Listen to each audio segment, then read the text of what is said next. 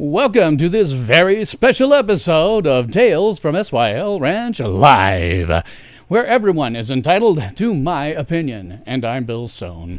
And tonight I'm going to try to do a picture-in-picture with audio of the last of the two presidential debates between Biden and Trump.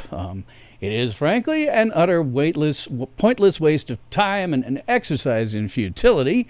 But hey, I'm doing it because I might get some views out of it. But otherwise, I have really no expectations. I have nothing or anything on any of this. Looks like they've got the the video going here. Let me kick this in here. I may mute out the audio on it. Doesn't sound like they have much audio going on it yet. Let me have a little listen, because I can't hear it myself without my earpiece. Yeah, it's it's the usual crap where they're busy trying to blather on a bit here. I muted the audio for it because Hotstream 505, thank you very much. Or in the immortal words of Elvis Presley, oh, thank you very much. And twist this.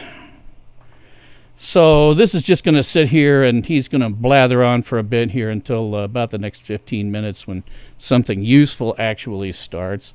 And as much as these are as useful as they can ever get. Low audio and insert. Yeah, it was low to start with. They have it turned down very much on the audio itself. It's low to start. When they actually get into doing something useful, it'll get bigger. Let me kick that up just a little bit larger. When they actually get into doing something useful, when they start going to the debate moderator and he starts staring at his camera like this, waiting for his cue, then they'll kick the volume up. Right now, it's turned down low anyway, but when it comes up, I'll double check it and make sure here. Stark North says both Biden and Trump are working for China and Russia to destroy America. Quantum simulations are creating the perceived chaos. The world will fall with Rome. I see no evidence, particularly, that anyone except Biden is working for anyone. The whole thing with Russia and Trump is, in fact, a conspiracy theory that was, in fact, debunked, and that is now a non-issue. It is over and done with. We do not deal with that anymore. As to China, I would be interested in seeing your evidence for such. The evidence on the Biden side has now become painfully obvious, in as much as we now have a bunch of emails and stuff that connect him to it. But what the hell, according to what I've heard today, they also connect those particular emails to a money laundering scheme by the FBI. And if you know anything about the FBI, this shouldn't surprise you, because that institution is not the world's premier law enforcement agency. It has been completely corrupt since day one. J. Edgar Hoover, for example, was the first director of the FBI. If you look up what he did and records he kept on people, that place has been completely corrupt from day one, and the only way to get rid of the corruption, is to close them down. There is no other option. Yes, thank you, Marshall. When I bring it up, let me know. I think I've got it okay, but again, it's hard to tell until they actually start something. Just so everybody knows, I am being something of a taking something of a chance with this. Last time I did a watch party, I did not have the actual video and audio in. But that was because I was really afraid of what YouTube might do to me. However, I've now seen several other people, Daisy Cousins among them, who have done this. Sorry, something in my eye. Who have done this, and they didn't seem to get in any trouble. But if for some reason my video just goes kaput in the middle of the stream, that's why. Because I've got something in there that YouTube has decided they don't want me showing. Stark North says, by the way, glad to have you in here, Stark North, regardless. Both party candidates are plants. My evidence is a mountain. Feel free to email it to me. You can send me an email at callin@sylranch.tv, and I will get it. I always like to see the evidence. I don't see any particular reason to think that anybody's a plant. I see lots of reason to believe that Biden in particular is corrupt, and that he's been using the power of his office, to make himself incredibly wealthy over time. I don't see any real indication that they are plants. They're just, the usual politicians. They're corrupt. Power, as Lord Acton said, and I'm a firm believer in this, power tends to corrupt, and absolute power tends to corrupt absolutely. And those of those who are now at the federal level have more power than Lord Acton would have considered absolute in his time in the 1800s. Power tends to corrupt, and ultimate power corrupts absolutely. I'm sorry, absolute power corrupts absolutely. Feel free to email. Yes, absolutely. And again, thank you for being here. Haven't seen your name in my chats before, so wonderful. Great to have you here. I'll be throwing out some of my opinions, such as it is, as things go on. I really don't think that this is one of those things. Some of these are intended to try to change people's minds. There's no mind changing going on here. It doesn't matter. Either side could be seen. You could have indisputable footage of them executing infants, and it wouldn't matter. The people on the right are going to vote for Trump. The people on the left are going to vote for Biden, and this is not going to change anybody's mind. It is going to be interesting, in as much as unlike last time, they're going to they're going to shut their mics off from time to time. I think they got pissed off with Trump and Biden interrupting each other, starting with Trump. But aside from that, this isn't going to change anybody's mind. Nobody's going to walk away going from this, oh, I was on the fence, but now I'm going to vote for somebody else. Ain't happening. Just ain't happening. Excuse me. So we're just waiting for them to do something useful. Probably will in the next 2 or 3 minutes, and then I'll bring the audio in. Right now, there's no point. This guy is just basically, look, we're at our place, and this is wonderful. We're all happy to have you here, blah, blah, blah. It doesn't really matter. So real quick, I could talk about today's statistics, as I often do on Thursdays in my regular live streams. These statistics for Lancaster County, Nebraska's virus statistics. You know what? Didn't look them up yesterday. I was too busy with other things. But besides that, we've had such a static number for so long that for it to suddenly jump beyond 26 deaths out of 340,000, now 320 almost, if you want to just take the county into effect. 326 deaths out of 320,000 is really essentially meaningless. And as long as it continues that direction, I'm going to check it next week. But this week I didn't think I'd bother to. It remains a non-issue here in Lancaster County, Nebraska. And for the same reason that it always has been a non-issue, because we do not have the infection vectors necessary to make it a problem. We have no international airports. We have no tourism. Anybody traveling through Nebraska is going through on I-80, probably on their way somewhere. They stop to get gas. Maybe they'll spend the night in a motel, but they don't stop for anything in Nebraska. We don't have any international trade. It's landlocked. You get to New York City, and that's totally reversed. Multiple international airports, multiple international seaports, lots of tourism, except, of course, this summer, which is kind of unusual for them. But otherwise, they have huge vectors of infection, and we have basically no vectors of infection, so it's not going to be a problem here. Marshall says, just as factual note, Biden interrupted Trump 3 times and Wallace once before Trump started interrupting. Go check the stream. I barely remember it. I barely remember it because really it was a non-issue. It really was a non-issue. Nobody's getting their minds changed by anything that happens here today. Nobody's having their minds changed. And we'll wait for another 3 or 4 minutes because they're showing bait starting in 9 minutes and 30-some seconds. Stark North says, COVID is being used to seed chaos and control. I certainly think that it's true that while, lots of people say, it's the virus came from the government. No. I think the virus came from China. China's government, on the other hand, it's an interesting thing.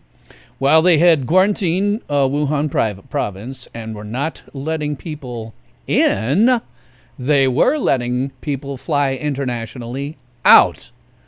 So I think there's some chance that somebody in the Chinese government said, hey, this is a great way to infect the world. But when it comes down to what they're doing with it, they have been opportunistic about it. I don't think anybody in the government sat down, our government sat down and said, hey, this is a great thing. Let's see if we can spread it. But I think they're being extraordinarily opportunistic about it, just as they were with 9/11. 9/11, we got the unconstitutional airport security, and that is a useless, pointless waste of time for a very simple reason, that as somebody who is an IT security expert, and that includes some level of physical security, I can tell you it's really easy. If you want to, have something that's secure, you have it here, and you create a perimeter around it. And only people who have the authority, have been pre-approved, get to go through the perimeter. It is impossible to do it the other way around. You cannot have something where there is a non-perimeter where you allow everybody in and only a few people who aren't supposed to get in. Well, guess what, guys? If they tried that with the President of the United States, he could count his life expectancy in minutes. That would not work at all. So it's a pointless waste of time, but it was something that was opportunistically used by government to make 2 to 3 now entire generations of Americans believe that they do not have rights in airports or on aircraft.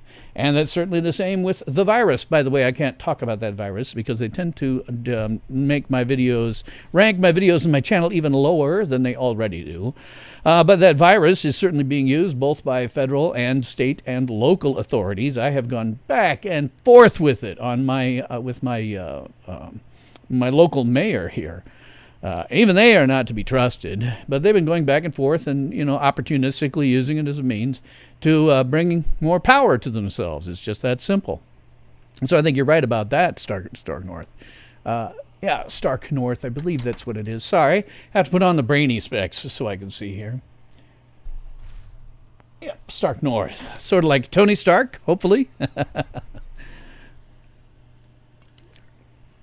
I guess I could give a quick review of Star Trek Discovery. Well, I usually do some kind of review of that because I'm really a science fiction fan from way back. It's just that you can't do science fiction anymore without getting into politics.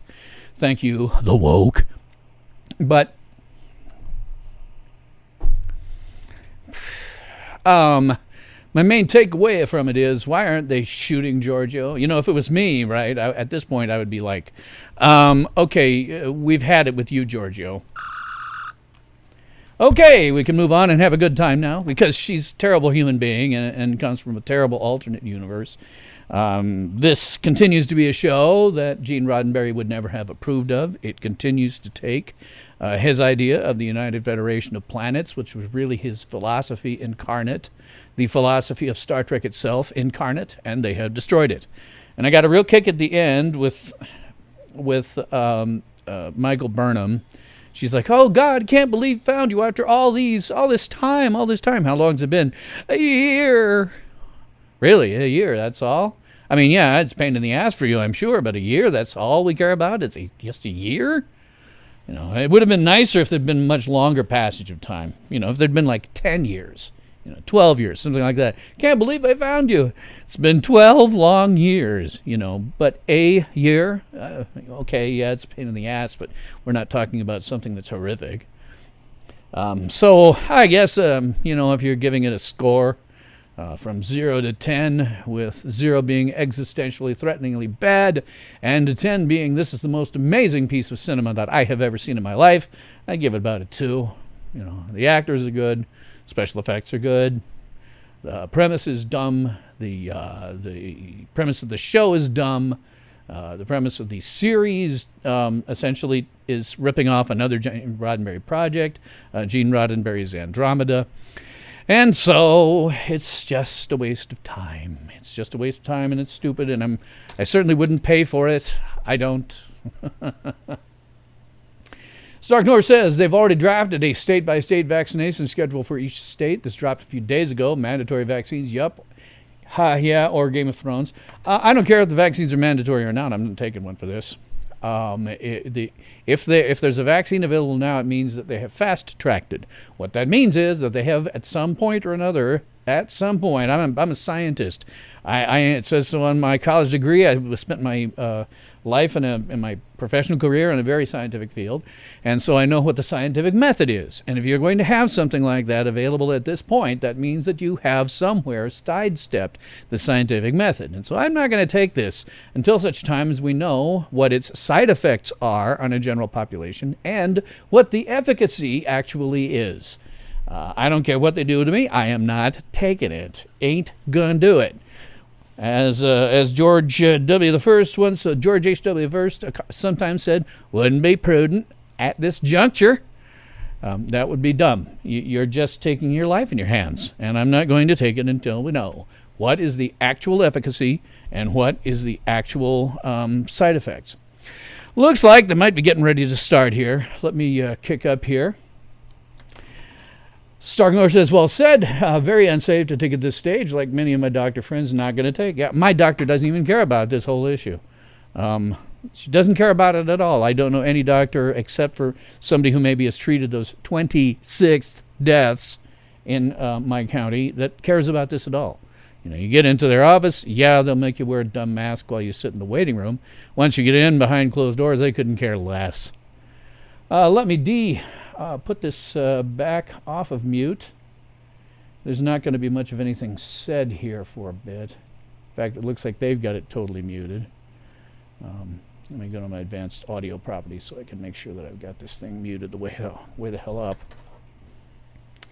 Let's see. This should be more like 12 decibels, as I recall. But it's going to be real quiet. What they're doing now is essentially they're getting ready for the for them to throw this to the debate moderator from the national networks and stuff. They're going to sit there and stare off into space. At some point, they're going to cut to a shot of them just staring off into space, waiting for their earpiece to throw it to them to say that they now have, they can start talking. But there isn't much that goes on before that part. They just talk amongst themselves. They say to the audience, okay, don't clap. If you're a Republican, don't clap when Trump says something. If you're a Democrat, don't clap when Biden says something. Otherwise, it turns into a giant clap fest and nothing gets answered. Not that I expect much of anything to be answered anyway. That's the other thing about these debates. Very rarely do they directly answer questions. And in this case, I don't think there's much chance that they're going to ask any questions that are of any particular relevance to Biden. It looks like the debate moderator is very much associated with the Democratic Party. And so what would you expect? So here we go. We're headed for the debate moderator, who will at some point start staring off into space, looking towards the camera, waiting for her earpiece to say that she is now live. Could be a little bit, a few minutes. I don't know. Any moment now, really. What they've got going on other networks, and the reason that I'm showing C-SPAN, is because other networks are having their talking heads now. The talking heads are all saying blah blah blah blah blah blah blah blah blah blah blah blah. I'm sitting here and I'm just free associating. This is going to be a good night for free associating. Going to be a bad night for free associating. What do you think? It's going to be a good night for free associating.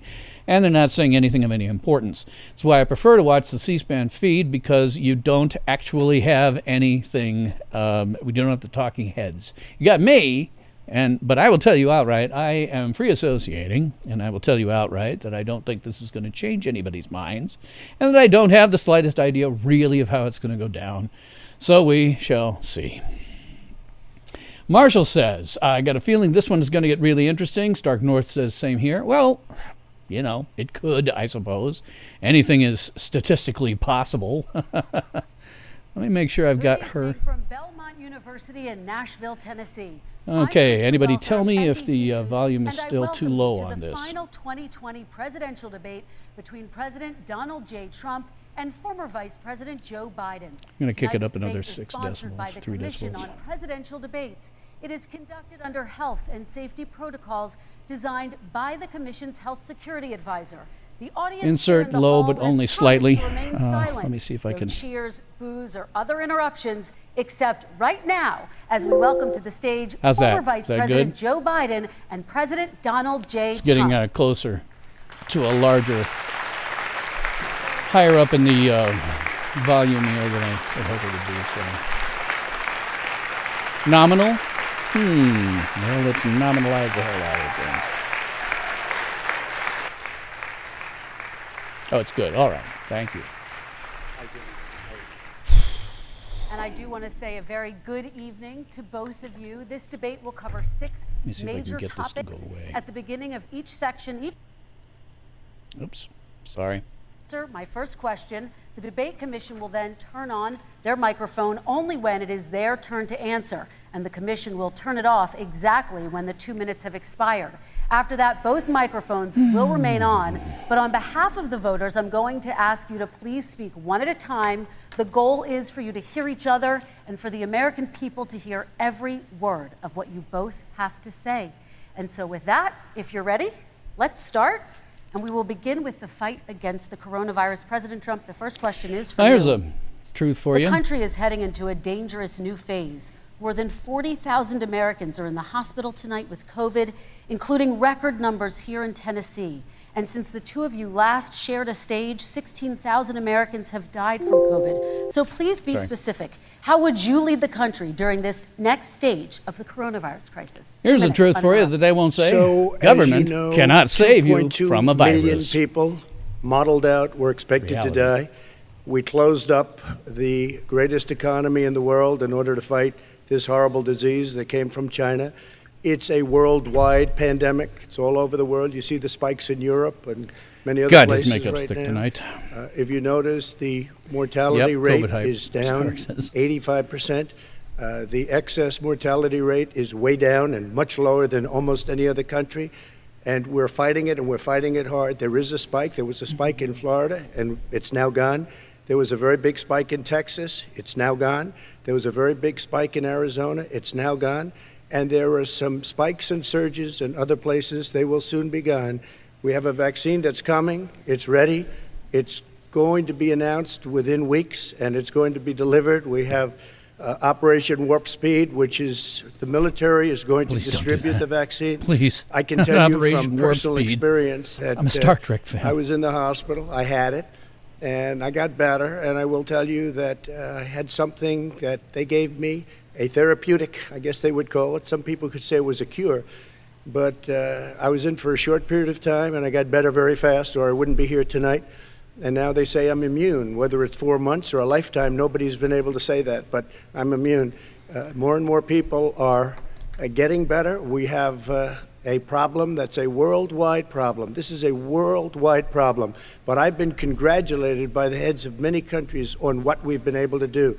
If you take a look at what we've done in terms of goggles and masks and gowns and everything else, and in particular ventilators. We're now making ventilators all over the world, thousands and thousands a month, distributing them all over the world. It will go away, and as I say, we're rounding the turn, we're rounding the corner. It's going away. Okay, former Vice President Biden, to you. I'll let him talk, and then I'll give the libertarian response to this. 220,000 Americans dead. If you hear nothing else I say tonight, he's also wearing a fair amount of makeup. Anyone who's responsible for not taking control, in fact, not saying I take no responsibility initially. Anyone who's responsible for that many deaths should not remain as President of the United States of America. We're in a situation where there are 1,000 deaths a day. The government cannot save you from a virus. And there are over 70,000 new cases per day. Compared to what's going on in Europe, as the New England Medical Journal said, they're starting from a very low rate. We're starting from a very high rate. The expectation is we'll have another 200,000 Americans dead between now and the end of the year. If we just wore these masks, the President's own advisors have told him, we could say and we were supposed to have millions dead by this time of the year. And we're in a circumstance where the President I remember all those, except of still course somebody got out the neuralizer and apparently made everybody else forget.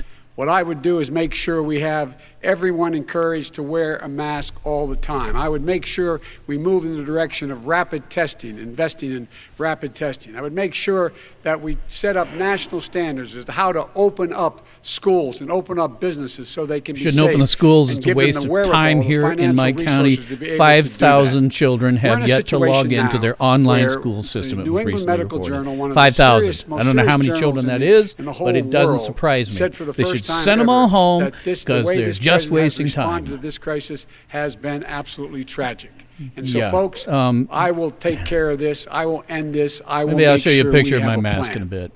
President Trump, I'd like to follow up with you in your comments. You talked about taking a therapeutic. I assume you're referencing Regeneron. You also said a vaccine will be coming within weeks. Yes. Is that a guarantee? No, it's not a guarantee, but it will be by the end of the year. But I think it has a good chance. There are two companies, I think, within a matter of weeks, and it will be distributed very quickly. Can you tell us which companies?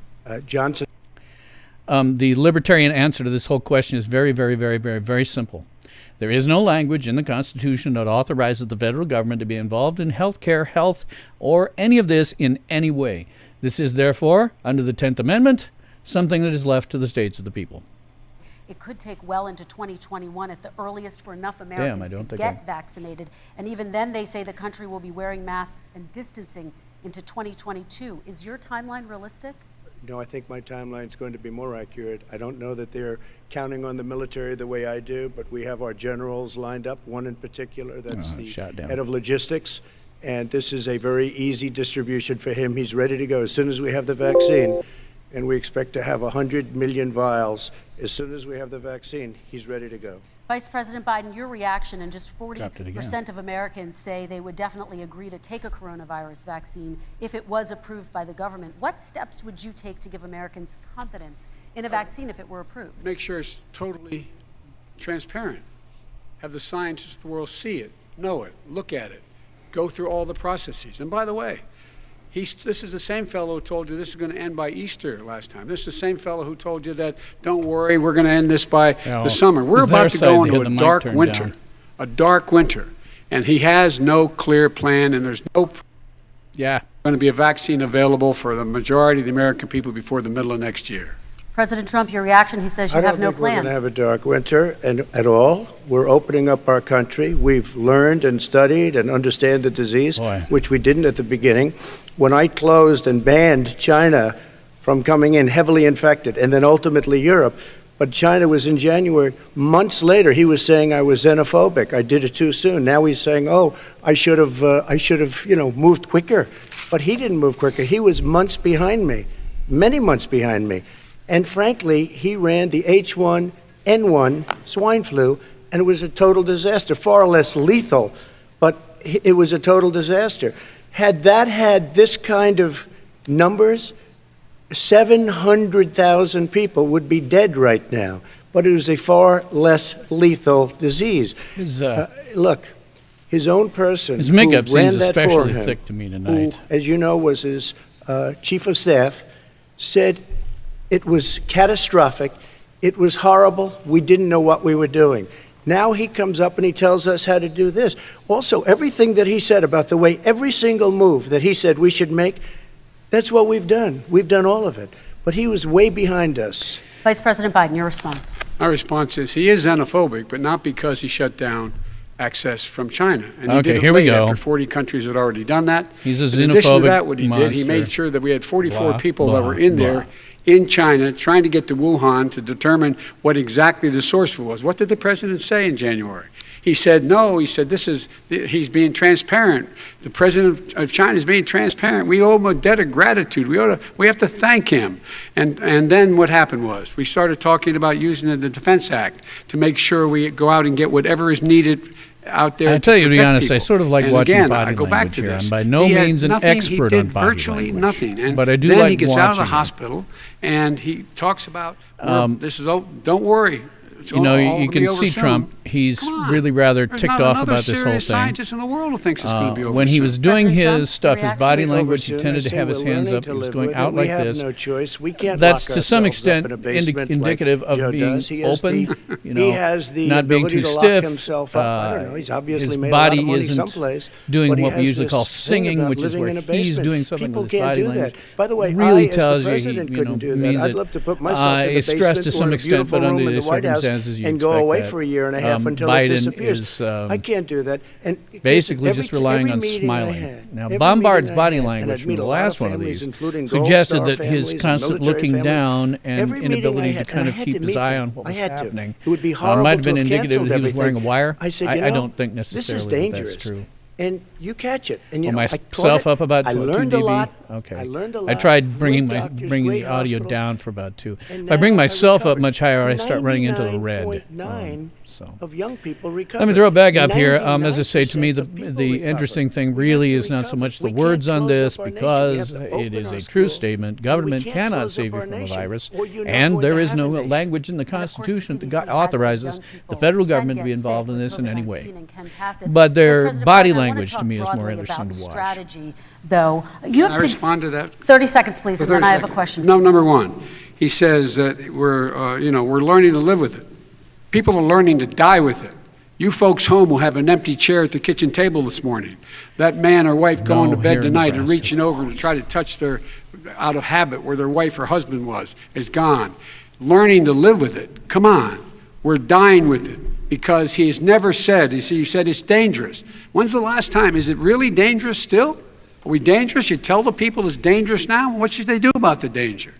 And you say, Not dangerous in Nebraska. Let me talk Not about your- dangerous in Excuse me, I Lincoln. take full- I take 26 full deaths responsibility. out of a population It's of not my about fault that it came here. It's 320,000 in China's the fault. in And you the know what? It's county. not Joe's fault that it came here either. 340,000 if you It's take into China's account the fault. entire They metro kept area. it from going Not into the an rest of issue. China for the most part. It depends but where they you didn't keep it are, from coming out to the Vice world, President including Biden. Europe and ourselves. You're in New York City. Yeah, you need Vice to worry a President bit.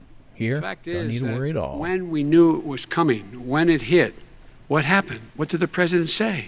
He said, don't worry, it's going to go away. Be gone by Easter. Don't worry, the warm weather. Don't worry, maybe inject bleach. He said he was kidding when he said that, but a lot of people thought it was serious. A whole range of things the president has said. Even today, he thinks we are in control. The bleach We're crap. about to lose The bleach crap. That's 200,000 totally more people. taken out of context. President Trump. He never said Perhaps just to people finish should this. take bleach. That's I was stupid getting and it out up, of but context. Just to finish this, when I closed, he said I shouldn't have closed. And that went on for months. Nancy Pelosi said the same thing. She was dancing on the streets in Chinatown in San Francisco. But when I closed, he said, this is a terrible thing, you're xenophobic. I think he called me racist even, and because I was closing it to China. Now he says I should have closed it earlier. It just, Joe, it doesn't work. I didn't say either of those things. You I didn't certainly say did. sugar You coercion, certainly and I did. I talked about a xenophobia in a different context. It wasn't about closing the border to Chinese coming to the United States. All right, I want to talk about both of your different strategies to handling He thought this. I shouldn't have closed the border. Well, let's- That's obvious. Do you want to respond to that quickly, Vice President No. Biden? Okay. Let's talk about your different No. strategies toward dealing with this. Mr. Vice President, you suggested you would support new shutdowns if scientists recommended it.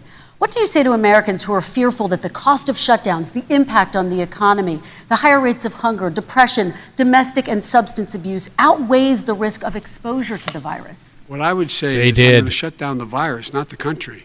It's his ineptitude that caused the country to have to shut down in large part.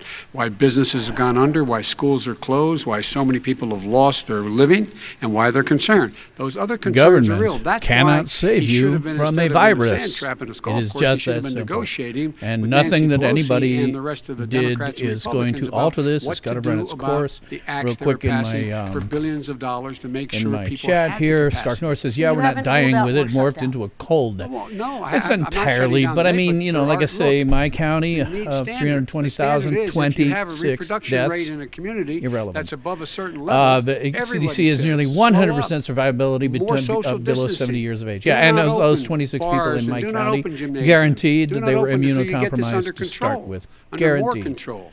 But when you Marshall saying open, Trump's holding give back people the expected booms capacity with to about be able 20 open minutes and to have the end. He did this in the capacity last to do it safely. Republican primary For example, in 2016 schools, general debate they as need well. a lot of money to open. They need to deal with ventilation systems. They need to deal with smaller classes, more teachers. Yes, is saying we all And watched the he's press meetings. refused to Trump did support all that he money, could. or Well, at least again, up to now. government Let's cannot talk about save you schools. from President life. Trump, I think we have to respond, if I might. Please, and then I have a follow-up. Thank you, and I appreciate that. Look, all he does is talk about shutdowns, but forget about him. His Democrat governors, Cuomo in New York, you look at what's going on in California, you look at Pennsylvania, North Carolina, Democrats all, they're shut down so tight, and they're dying. They're dying. And Once again, they fail to take into account infection vectors. Okay, you get anywhere on the east or west coast, if it borders the oceans, you already have a giant infection vector because you're going to have seaports where things are coming in and people are coming in and they're not tested and checked for anything. Neither of them are picking up on that. It's about infection vectors. Get out to where I am, no infection vectors. Landlocked, no international trade, no international airports, no tourism, no real infection vectors. Every place he mentioned there, you can't necessarily blame on a governor. You have to blame it on the infection vectors. I want to open the schools. The transmittal rate to the teachers is very small, but I want to open the schools. We have to open our country. We're not going to have a country. You can't do this. We can't keep this country closed. This is a massive country with a massive economy. People are losing their jobs. They're committing suicide. There's depression, alcohol, drugs at a level that nobody's ever seen before. There's abuse, tremendous abuse. We have to open our country. You know, I've said it often. The cure cannot be worse than the problem itself. And that's what's happening. And he wants to close down. He'll close down the country if one person in our massive bureaucracy says we should close it down. Vice President Biden, your response. Simply not true. We ought to be able to walk and chew gum at the same time. We ought to be able to safely open, but they need resources to open. You need to be able to, for example, if you're going to open a business, have social distancing within the business. You need to have, if you have a restaurant, you need to have plexiglass dividers so people cannot.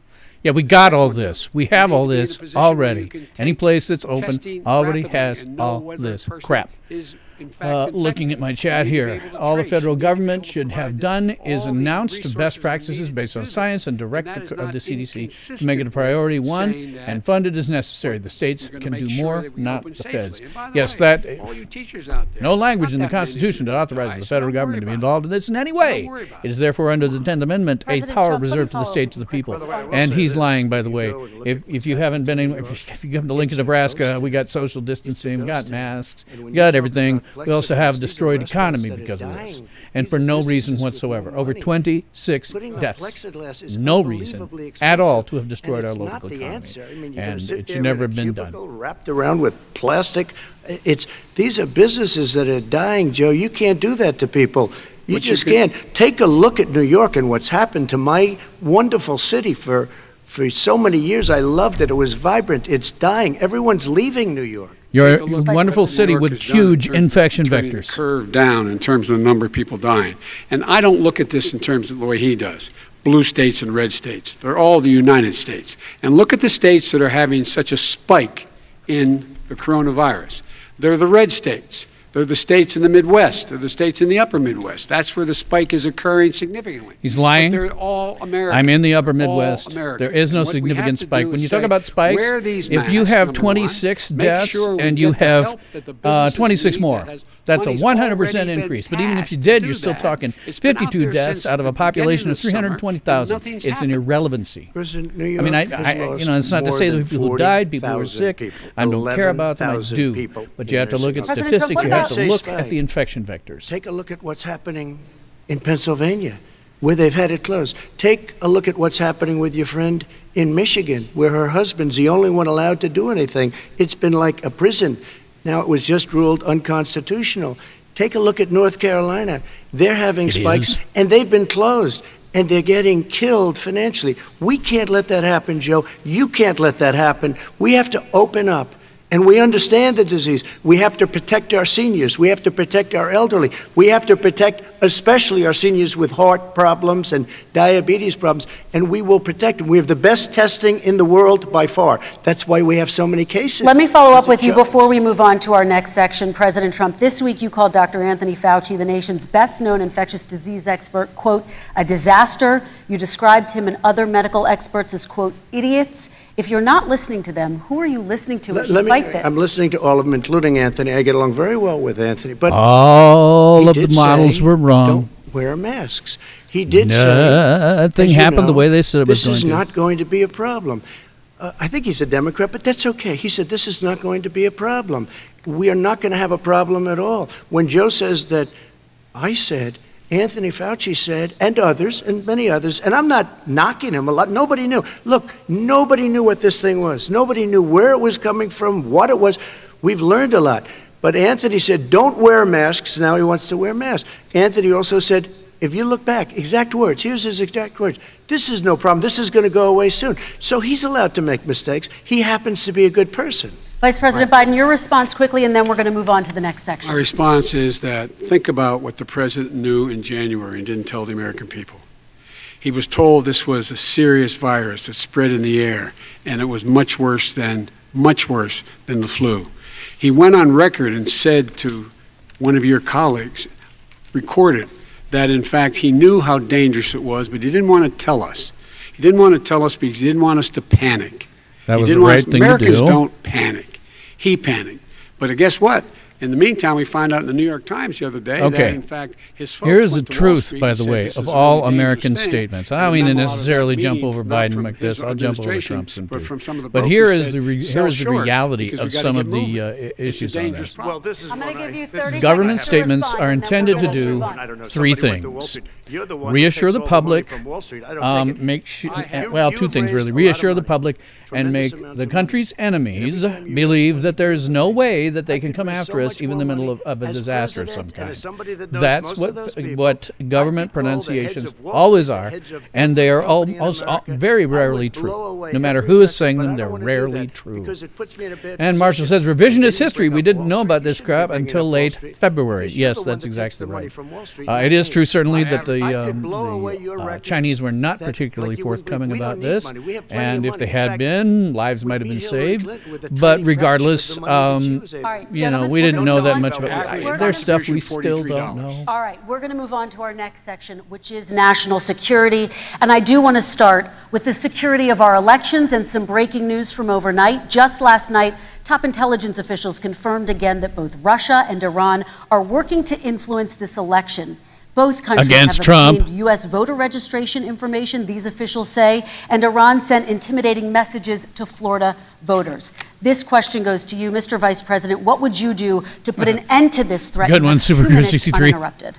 I made it clear, and I ask everyone else to take the pledge. I made it clear that any country, no matter who it is, that interferes in American elections will pay a price. They will pay a price. And it's been overwhelmingly clear this election, I won't even get into the last one, this election, that Russia has been involved, China has been involved to some degree, and now we learn that Iran is involved. They will pay a price if I'm elected. They're interfering with American sovereignty. They've said that they're interfering with American elections in order to discourage people from voting for Trump. He's leaving out that little tidbit. I don't think he said a word. And I'll tell you something else.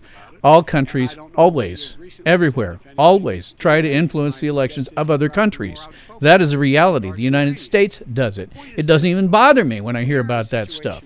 It's like, okay, and something they haven't been doing for the last 55 years that I've been serving time on planet Earth. Come on. Let's see a couple things back here. Americans don't panic, Super Cruise 63s. And then why did all the stores simply run to empty meat or toilet paper? Yes. A mini boom on this one. Yeah. They will pay a price, and I'll get 50%. And our Tenenbaum, how are you doing tonight? Oh, Russia again. China got involved with the Wuhan flu. Yeah, absolutely. Come on, man. The reality is countries are always doing this. We do it for all kinds of other countries. It doesn't even surprise me at all. when he's actually paying bounties to kill American soldiers in Afghanistan, when he's engaged in activities that are trying to destabilize all of NATO. I don't know why he doesn't do it, but it's worth asking the question, why isn't that being done? Any country that interferes with us will, in fact, pay a price because they're affecting our sovereignty. President Trump, Wait, question to you. I'm curious what the price is. Are you going to bomb them? Respond. For 2 elections in a row now, there has been substantial interference from foreign adversaries. What would you do in your next term to put an end to this? 2 minutes uninterrupted. Well, let me respond to the first part, as Joe answered. Joe got $3.5 million from Russia, and it came through Putin because he was very friendly with the former mayor of Moscow, and it was the mayor of Moscow's wife. And you got $3.5 million. Your family got $3.5 million, and you know, someday you're going to have to explain, why did you get 3.5? I never got any money from Russia. I don't get money from Russia.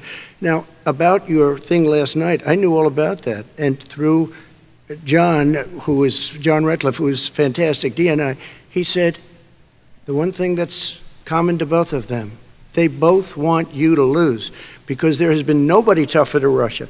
Between the sanctions, nobody tougher than me on Russia. Between the sanctions, between all of what I've done with NATO. You know, I've got the NATO countries to put up an extra $130 billion, going to $420 billion a year. That's to guard against Russia. I sold, while he was selling pillows and sheets, I sold tank busters to Ukraine. There has been nobody tougher on Russia than Donald Trump. And I'll tell you, they were so bad. They took over the submarine port. You remember that very well. During your term, during you and Barack Obama, they took over a big part of what should have been Ukraine. You handed it to them, but you were getting a lot of money from Russia. They were paying you a lot of money, and they probably still are. But now, with what came out today, it's even worse. All of the emails, the horrible emails of the kind of money that you were raking in, you and your family. And Joe, you were vice president when some of this was happening, and it should have never happened. And I think you owe an explanation to the American people. Why is it? Somebody just had a news conference a little while ago who was essentially supposed to work with you and your family, but what he said was damning. And regardless of me, I think you have to clean it up and talk to the American people. Maybe you can do it right now. Vice President Biden, you may respond. That's funny. And then I do want to follow up on the election security. I have not taken a penny from any foreign source ever in my life. Learned this president paid 50 times the tax in China, has a secret bank account with China, does business in China, and in fact is talking about me taking money.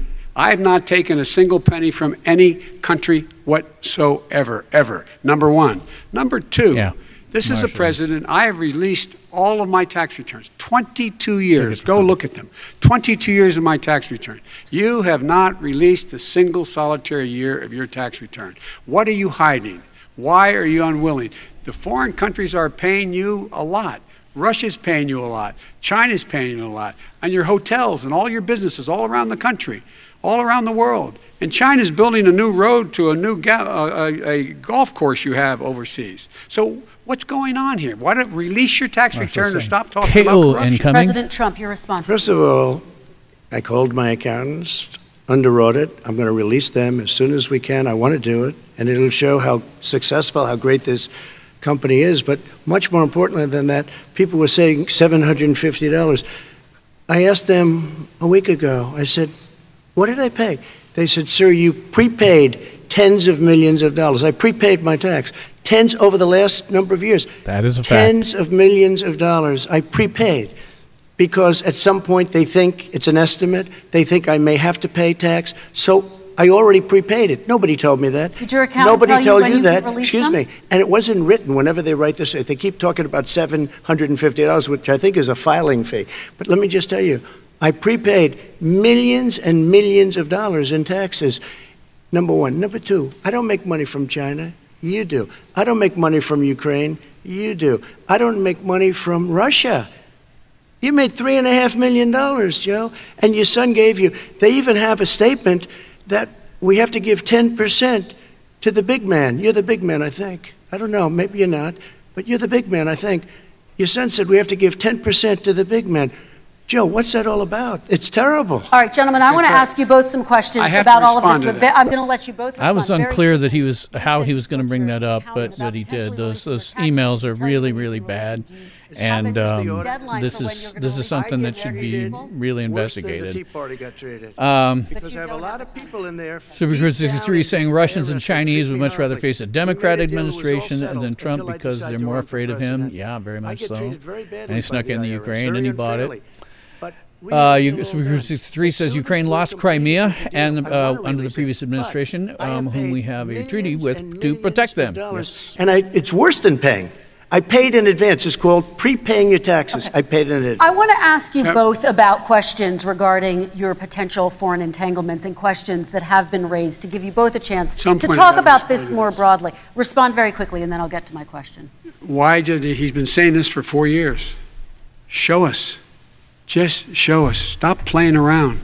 You've been saying for 4 years Everybody you're going to knows. release your taxes. Okay, here's the thing about Nobody Trump's knows, taxes, Mr. right? President. What Here's they the thing do about know Trump's taxes. is I you're wouldn't release not him if I was him paying either. your taxes, Trump's or you're taxes will be a paying taxes that are gigantic so pile low. of When things last time he this said high, what he right? paid, he This is said, not the "I only pay that 1040 low easy. because I'm This is smart. not the I know how to game 1040 the that system." most people have. Come on. This is somebody who's got a zark ton of money, more money than God, and has been involved in more businesses, I was 500 put some through businesses, a only phony 4 of witch which hunt failed. His for taxes are going to 3 be this years. high. You release started those, and the before I press even is got going to elected. go after every They single spied on line. my You campaign. think Rachel No Maddow was president bad should on the ever have to go through one what I went thing through. she could Let me find, just right? say this. And an idiot, by Mueller the way. and It would be a 18 sheer angry field day. Democrats I wouldn't and release him if I was him FBI either. agents all It'd be over the stupid. place It'd be spent stupid to do so. $48 million. They went through everything I had, including my tax returns, and they found absolutely no collusion and nothing wrong. $48 million. I guarantee you, if I spent $1 million on you, Joe, I could find plenty wrong. Because All right. the kind of things that you've done and the kind of monies that your family has taken, I mean, your brother made money in Iraq, millions of dollars. Your other brother made a fortune, and it's all through you, Joe. And they say you get some of it, and you do live very well. You have houses all over the place. You live very well. All right, gentlemen, let me just ask some questions about all of this broadly. Vice President Biden, there have been questions about the work your son has done in China and for a Ukrainian energy company when you were vice president. In retrospect, was anything about those relationships inappropriate or unethical? Nothing was unethical. Here's what the deal. With Watch regard his to body Ukraine, language. we had this whole question about whether or not, because he was on the board, I later learned of a Burisma, a company, that somehow I had done something wrong.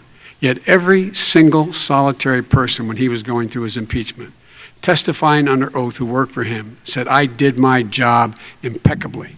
I carried out U.S. policy. Not one single solitary thing was out of line. Not a single thing, number one. Number two, the guy who got in trouble. Biden's initial body language there was very telling. When the whole thing about Burisma came up, when he first started, he was not holding eye contact with neither the moderator nor the camera.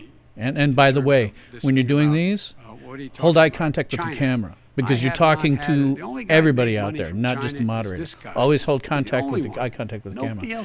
But when he looks down like that, and he's not giving any real eye contact at the beginning until he's into someplace where he's been coached.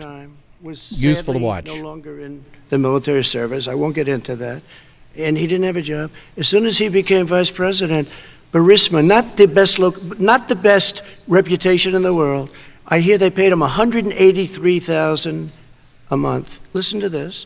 $183. I'm going to talk over $3 million Trump for a second here. All right. Stark North says Biden will have our rights removed quickly, overtly, and then but I make no have mistake, questions Trump will from have our the rights removed as well. The vaccination mandate is coming, and they're simply puppets Okay, for President Trump, elite this is with for no you. borders. Since you took office, you've never I don't know how to divested from your evaluate business. that. You've I just personally don't. You hear promoted lots your of things, but you properties just don't. abroad. I don't know how to Your report this evaluate week, it. I'd have to which was see the referenced, does information. indicate that your company has a bank And account Marshall in says China. slurring, So signs how of can high voters know stress. that you don't Yeah, have any foreign conflict? getting I have tense, many bank accounts, and looking they're all down, listed, and they're all over the place. slurring I your mean, I was a words. It's businessman again, you're doing talking about business. stress there. The The more bank stress account you're looking at, the more referring to, likely it which is that somebody's everybody knows fabricating about an it, it's answer. listed. The bank account was Creepy Joe is a millionaire off our tax dollars, 2015. $83,000 That's a what it was. month, It was not open in 183. It was Yeah. closed in 2015, I believe. And then I decided, because I was thinking about doing a deal in China like millions of other people, I was thinking about it, and I decided I'm not going to do it. Didn't like it. I decided not to do it. Had an account open, and I closed it. Okay. Excuse me. And then, unlike him, where he's vice president and he does business, I then decided to run for president after that. That was before. So I closed it before I even ran for president, let alone became president. Big difference. He is the vice president of the United States, and his son, his brother, and his other brother are getting rich. They're like a vacuum cleaner. They're sucking up money every President Trump, place he thank you. goes. We do need to move on. I do want to ask you, Vice President Biden, about China. Let's talk about China more broadly. There have, of course, President Trump has said that they should pay for not being fully transparent in regards to the coronavirus. If you were president, would you make China pay? And please be specific. What would that look like? What I'd make China do is play by the international rules, not like he has done. He has caused the deficit of China to go up, not down, with China, up, not down. We are making sure that in order to do business in China, you have to give all your intellectual property. You have to have a partner in China. It's 51%. We would not do that at all, number one. Number two, we're in a situation where China would have to play by the rules internationally as well. When I met with Xi, when I was still vice president, he said we're setting up air identification zones in the South China Sea. You can't fly through them. I said we're going to fly through them. We just flew B-52, B-1 bombers through it. We're not going to pay attention. They have to play by the rules. And what's he do? He embraces guys like the thugs like in North Korea and the Chinese president and Putin and others, and he pokes his finger in the eye of all of our friends, all of our allies. We make up we're 25% of the world's economy. We need to be having the rest of our friends with us saying to China, these are the rules. You play by them or you're going to pay the price for not paying by them economically.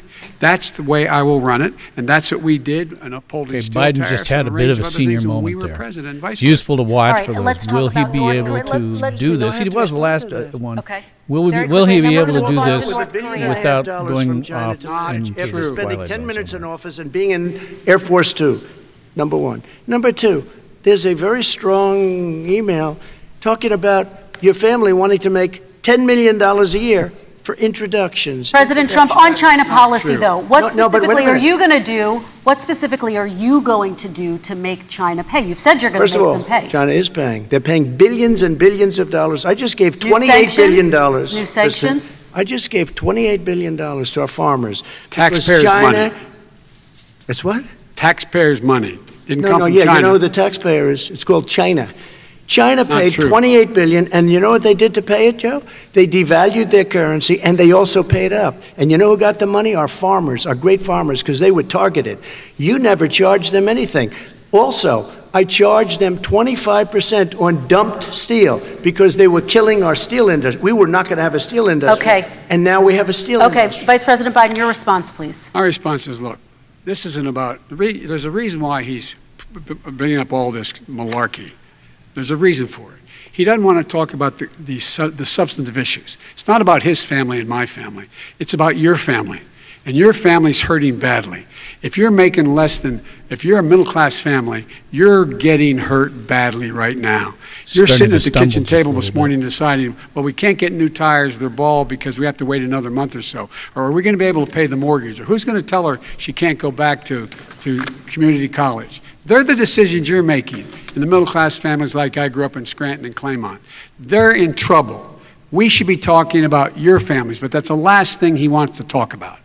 I want to talk about North Korea. Excuse me, just I do for want 1 to turn second, to please. 10 seconds, Mr. President. That's 10 a seconds. typical political statement. Let's get off this China thing, and then he looks, the family, around the table, everything. Just a typical politician when I see that. Let's talk about North I'm not a typical Korea now. politician. Okay, That's why I got President elected. Let's Get off the subject of China. Let's talk sitting around the table. All right. Come on, Joe, you can do better. We're going to talk about North Korea now. President Trump, you've met with North Korean leader Kim Jong-un 3 times. Yeah, as Marshall You've mentions talked about there, your he's beautiful starting to letters with stutter. him. You've touted the fact that there A bit of hasn't disjointed been a war comments, or a long-range and missile Trump's probably test, going to go and yet aggressive. North Korea recently rolled Stark out North its says biggest Russia and ever Iran are not intercontinental working towards ballistic interference. missile They already and have a continues to foot in our develop government. its That is nuclear subversion arsenal. Do you to see pull that the as a watch away. betrayal of the Again, I'd have to relationship see you forged? something Just about 30 that. seconds here because we All need to get on to the countries next So, always, when I met with Barack always Obama, we work sat to in the interfere White House, with other right at the countries' these beginning, elections. had a The great United States conversation, does it supposed to all be the 15 time. minutes, and I'd it be was well stunned if over we an didn't hour. have some He kind said of the biggest interference problem we have with that North we is attempted to North do Korea. via the CIA He to Great indicated Britain, we will be in for a war with example, North a Korea. longtime ally. Guess what? We do it There would be a all the nuclear time. war. And he Everybody does have does, plenty of nuclear and it's generally capability. not worth In the talking meantime, about. I have a very I don't good think it's worth talking relationship about with in this him. instance, really. Different kind of a guy, but he probably thinks the same thing about me. We have a different kind of a relationship. We have a very good relationship, and there's no war. And you know, about 2 months ago, he broke into a certain area. They said, oh, there's going to be trouble. I said, no, they're not, because he's not going to do that. And I was right. Look, instead of being in a war where millions of people, Seoul, you know, is 25 miles away, millions and millions, 32 million people in Seoul, millions of people would be dead right now. President We Trump, don't have that's a war, 30 and seconds. I have a good Thank relationship. you. Vice President Biden, to you. North Korea conducted 4 nuclear tests under the Obama administration. Why do you think you would be able to rein in this persistent threat right Because now? I'd make it clear, which we were making clear to China, they had to be part of the deal. Because here's I made it clear, and as a spokesperson of the administration when I went to China, that they said, why are you moving your missile defense up so close? Why are you moving more forces here? Why are you continuing to do military maneuvers with South Korea? I said, because North Korea is a problem, and we're going to continue to do it so we can control them. We're going to make sure we can control them and make sure they cannot hurt us. And so if you want to do something about it, step up and help. If not, it's going to continue. What has he done? He's legitimized North Korea. He's talked about his good buddy who's a thug, and he talks about how we're better off. And they have much more capable missiles, able to reach U.S. territory much more easily than ever did before. Let me follow up with you, Vice President Biden. You've said you wouldn't meet with Kim Jong-un without preconditions. Are there any conditions under which you would meet with him? On the condition that he would agree that he would be drawing down his nuclear capacity to get the Korean Peninsula should be a nuclear-free zone. All right, let's move on to American Korea families. is a vassal state of China. He wouldn't do it. He didn't like Unless China Obama. He didn't says like him. that they He should wouldn't do do something, it. they won't Okay, do I'll it. give him a chance to And respond to that in before terms we of them move on. being And that's okay. You know an what? actual North threat Korea, to us, if we're not China in a didn't war. want them to We be, have a they good wouldn't be. relationship. You It know, is a people vassal don't understand. state. Having a good relationship President Trump, with we have to leaders move of on other because we countries have a is lot of Something countries. We have a indicating lot that of axial questions tilt to we were get to. talking Your about, response. And we had a good our relationship Tannenbaum with says, Hitler before he pooned, factored yes, invaded and expect Israel Europe. peace deal rest of soonish, Europe. Come on. but probably no The mention reason of the we would Nobel not meet with nominations. President Yeah. Obama is because President Obama said, we're going to talk about denuclearization. We're not going to legitimize you, and we're going to continue to put stronger and stronger sanctions on you. That's why he wouldn't meet with us. All right, And let's it didn't move happen. on. Let's Excuse move on me. and talk He about left American me a families. mess, Kristen. President Trump. Okay, we do They need to left move on. me a mess. North Korea was a mess. We And need in to fact, move if on you so that remember we the can first get to 2 all or of 3 other months, questions tonight, there was a President very Trump. dangerous period in my first 3 months. He's actually before we accurate. sort of worked North things out. Korea had been There was ramping a up very under they Obama, left us a and mess, Obama it would be, was I something that think, he took care the of. first Everybody to thought he say was it going was to the start a single war, biggest problem but he the reality thought was he that did a our bunch of country- saber Okay, let's rattling move on to that American goes on all the families and the time, economy. and that One of President the issues Obama had that's not most done. important Most to them people don't is know it, but healthcare, Korea as was you a both giant know. problem Today, there long was a key vote on a new before Supreme Trump Court got into Justice office. Amy Coney Barrett, and healthcare is at the center of her confirmation fight. Over 20 million Americans get their health insurance through the Affordable Care Act. It's headed to the Supreme Court. Okay, Your the administration, Mr. libertarian President, answer on this, there is no language in the Constitution that authorizes the federal government to be involved in health care, insurance, or anything else related to that in any way. Therefore, under the 10th Amendment, it is a matter left to the states, the people. Any other answer is I've BS. already done something that nobody thought was possible. Through the legislature, I terminated the individual mandate. That is the worst part of Obamacare, as we call it. The individual mandate where you have to pay a fortune for the privilege of not having to pay for bad health insurance.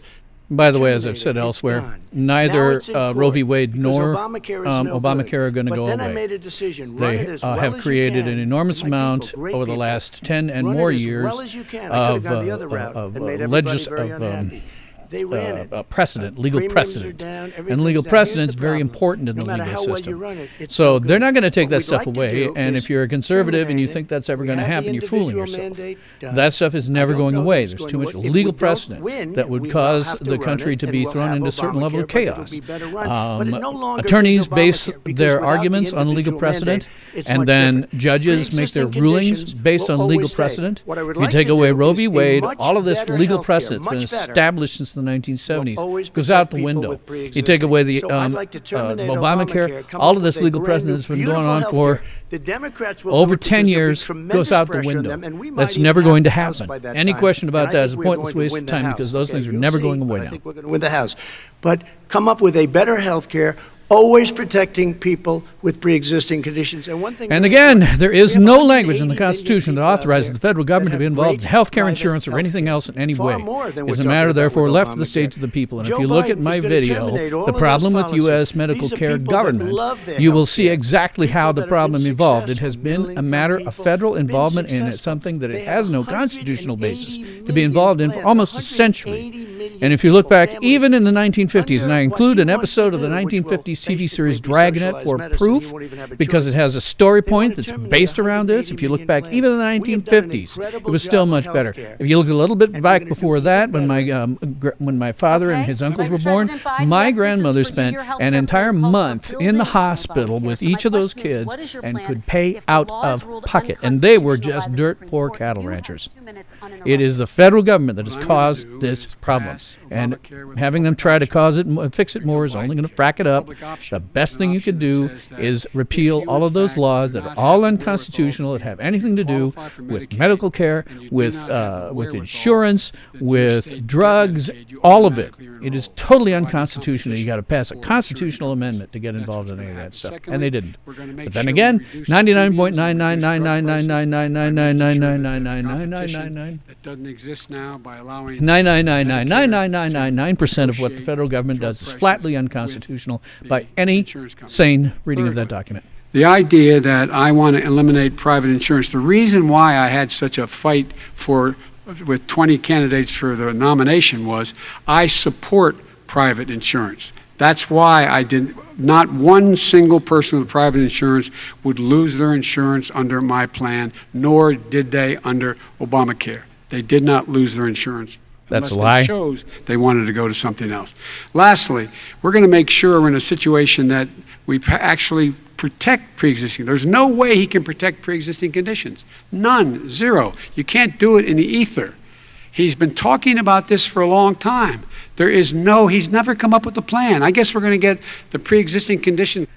It is totally unconstitutional for the federal government to get involved in this in any way whatsoever, and it is 100 years worth of federal meddling that has caused this problem, pre-existing conditions or otherwise.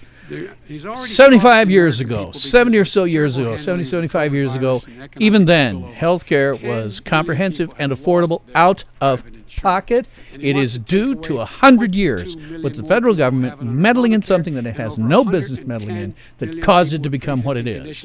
It cannot fix it. COVID are going to have pre-existing conditions. What are they going to do?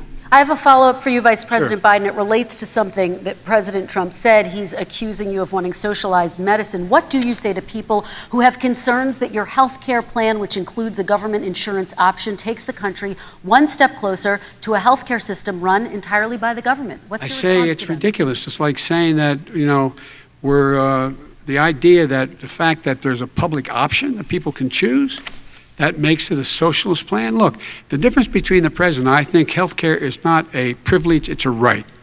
Everyone should have the right to have affordable health care. Health care is not a right. And I am very proud of my health care is not a right. However, it is due to 100 years with meddling by the federal government that health care has become so expensive. Concerned in the medical field. This is something that's going to save people's lives, and this is going to give some people an opportunity to have health care for their children. How many of you home are worried and rolling around in bed tonight wondering what in God's name you're going to do if you get sick because you've lost your... Yes, our Tenenbaum, the ancestors paid for health care out of pocket, poor farmers that they were. Absolutely. You don't even have to go back that far. It's outside of my lifetime, but not very far. He didn't do it. He was now there as vice president for 8 years, and it's not yes, like it was 25 years ago. It was 3 3/4. You're going to die! It was just a little while ago, right? Less than 4 years ago. He didn't do anything. He didn't do it. He wants socialized medicine, and it's not that he wants it. His vice president, she is more liberal than Bernie Sanders and wants it even Biden's, more. Bernie Sanders wants position it. statements The agree Democrats with Bernie Sanders, You're going by to the have way. socialized medicine, just like you went with fracking. We're not going to have fracking. We're going to stop fracking. We're going to stop fracking. Then he goes to Pennsylvania after he gets a nomination, where he got very lucky to get it, and he goes to Pennsylvania. And he says, oh, we're going to have fracking. And you never asked that question. And by the way, so far, I respect very much the way you're handling this, I have to say. By the way. But somebody should ask the question. You can ask he goes for a year. There will be no fracking. We have a number of topics we're going to get to. That's a big question. We're going to get to. It's the same thing with socialized medicine. I have to respond. Vice President, your response, please. My response is people deserve to have affordable health care, period. Period, period, period. And the Biden care proposal will, in fact, provide for that affordable health care. The only way you're going to get affordable health care is the federal government gets the hell out of it, and frankly, state and local governments as well. And they're going to have lower premiums. You can buy into the better plans, the cheaper plans, lower your premiums, deal with it's working like a debate, start billing, and have your drug prices drop significantly. He keeps talking about it. He hasn't done a thing for anybody on health care. Not a thing. Kristen, when Very he quickly, says, then I want to talk about when he what's says happening public on Capitol option, Hill. he's talking about socialized medicine and and health care. When he talks about a public option, he's talking about destroying your Medicare, totally destroyed, and destroying your Social Security. And this whole country will come down. You know, Bernie Sanders tried it in his state. He tried it in his state. His governor was a very liberal governor. They wanted to make it work. Okay, let's let Vice President Biden respond. It doesn't work. He's a very confused guy. He thinks he's running against somebody else. He's running against Joe Biden. I beat all those other people because I disagreed with them. Joe Biden he's running against. And the idea... Now, his statement that he beat everybody because he disagreed with them, this is the guy... I don't know how he got the nomination. If, in but fact, at Social here, Security, even in a red state, every Democrat that I know wanted Bernie. I mean, Iowa, which borders us, and they are so embarrassed because of how the Democrats intentionally held that back because they were afraid that Bernie was going to win. They didn't want him to get the media bump. I have no idea how Biden got nominated, but no one I know wanted him. He tried to hurt most of the Democrats I know wanted Bernie. Years ago. Go back and look at the records. He tried to hurt Social Marshall says debate's actually working. Marshall says it's actually being moderately fair. They said surprisingly if I'm elected. Surprisingly fair, moderator, yes, and it's handling Trump well. Okay, let's move on to the next question. I mean, very quickly. Yeah. The idea that the stock market is booming is his only measure of what's happening.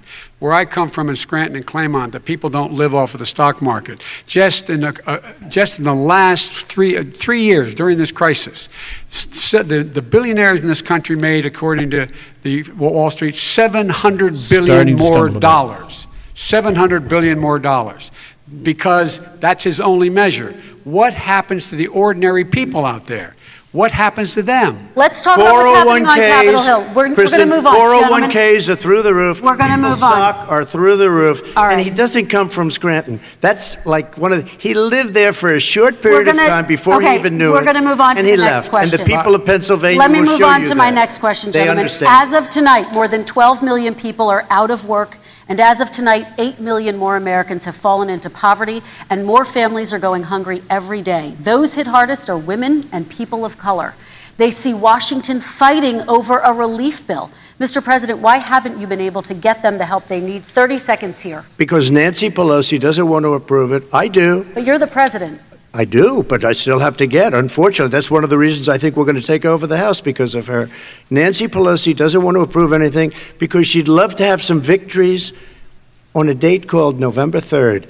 Nancy Pelosi does not want to approve it. We are ready, willing, and able to do something. Don't forget, we've already approved 3 plans, and it's gone through, including the Democrats, in all fairness. This one she doesn't want. It's near the election because she thinks it helps her politically. I think it hurts her politically. All right, Mr. Vice President. The Republican leader in the United States Senate said he can't pass it. He will not be able to pass it. He does not have Republican votes. Why isn't he talking to his Republican friends? Let me follow up with you, Vice President. If we made a Biden, deal, because the Republicans let me will ask pass Vice it. President Biden a question. You are the leader of the Democratic Party. Why have you not pushed the Democrats to get a deal for the American people? Well, I have, and they have pushed it. Look, they passed this act all the way back in the beginning of the summer. This is like it's not new. It's been out there. This HEROES Act has been sitting there. And look at what's happening. When I was in charge of the Recovery Act with $800 billion, I was able to get $145 billion to local communities that have to balance their budgets and states that have to balance their budgets, so then have to fire firefighters, teachers, first responders, law enforcement officers, so they could keep their cities and counties running. He will not support that. They have not done a thing for them. And Mitch McConnell said, let them go bankrupt. Let them go bankrupt. Come on. What's the matter with these guys? The bill that was passed in the House was a bailout of badly run, high crime, Democrat, all run by Democrats, cities and states. It was a way of getting a lot of money, billions and billions of dollars to these states. It was also a way of getting a lot of money from our people's pockets to people that come into our country illegally.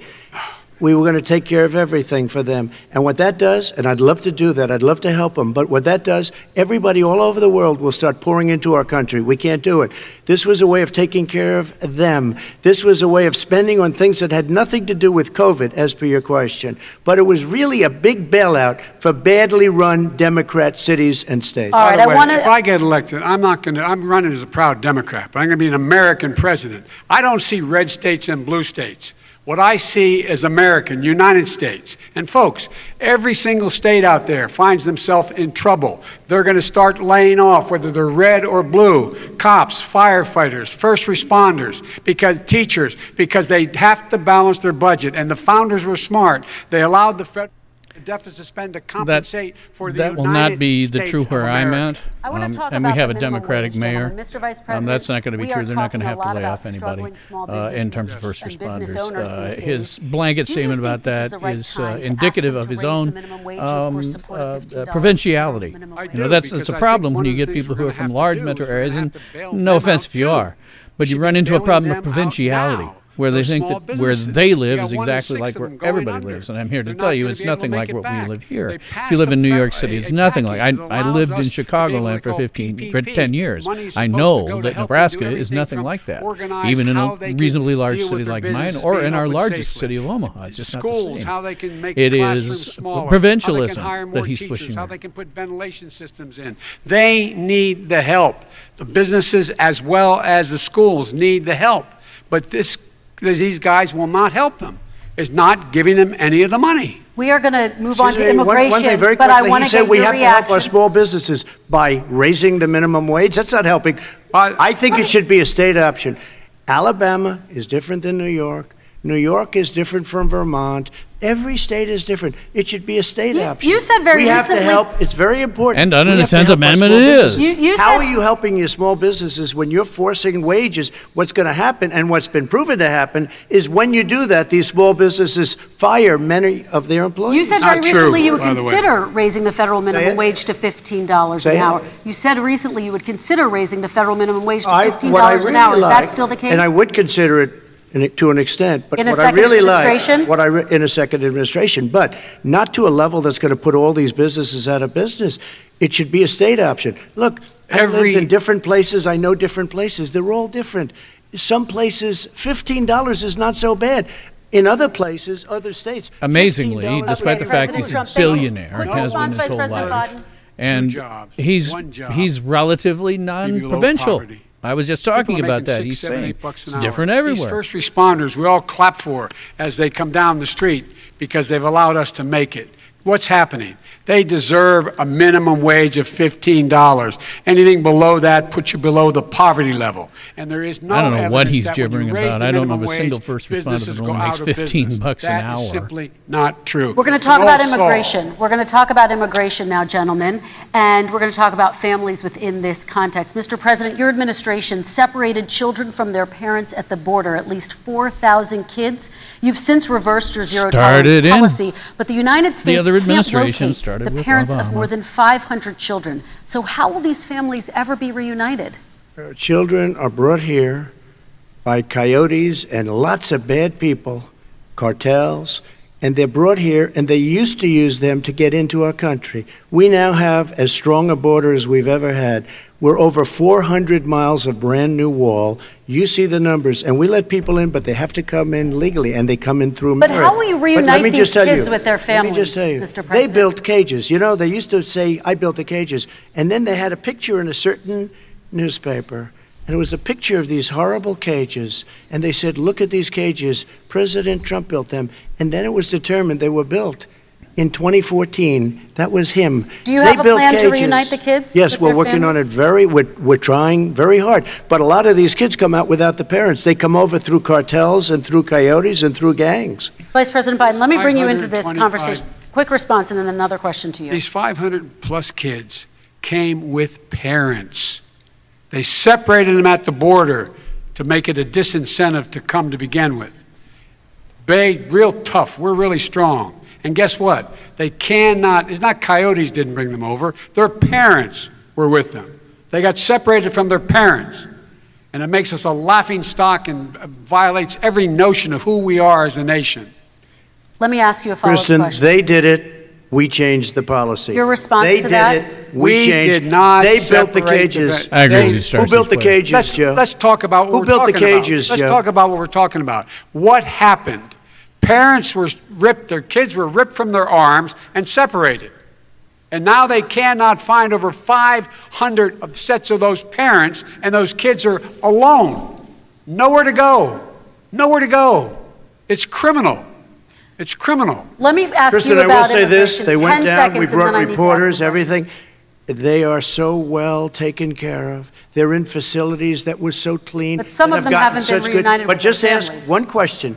Who built the cages? I'd love you to ask him that. Who built the cages? Let me ask about your immigration policy, Mr. Vice President. The Obama administration did fail to deliver immigration reform, which had been a key promise during the administration. It also presided over record deportations as well as family detentions at the border before changing course. So why should voters trust you with an immigration overhaul now?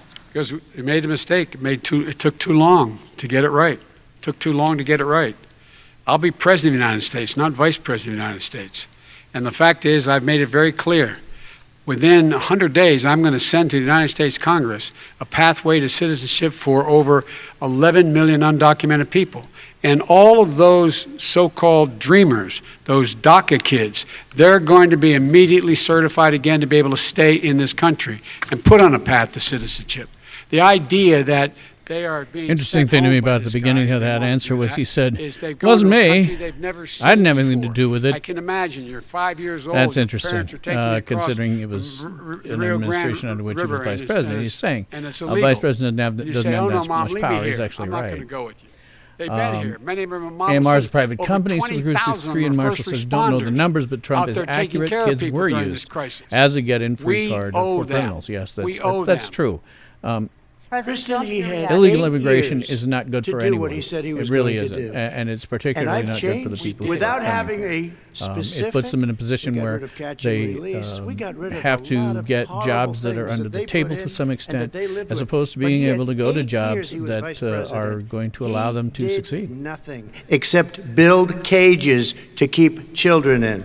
Vice President Wrong. Biden, your response. The catch and release, you know what he's talking about there? If in fact you had a family came across and they were arrested, they in fact were given a date to show up for their hearing. They were released. And guess what? They showed up for a hearing. And this is the first president in the history of the United States of America that anybody seeking asylum has to do it in another country. That's never happened before in America. That's never happened before in America. You come to the United States and you make your case that I seek asylum based on the Guantanamo following. says, on the as a following person living premise, in a border why I state deserve where it the under biggest American child law. sex trafficking They're sitting ring in is a busted, squalor there is on the a other reason side of why the river. Obama made that policy. President Trump, your response, So 30 important. seconds, and then we'll move It on. just shows that he has no understanding of immigration or the laws. Catch and release is a disaster.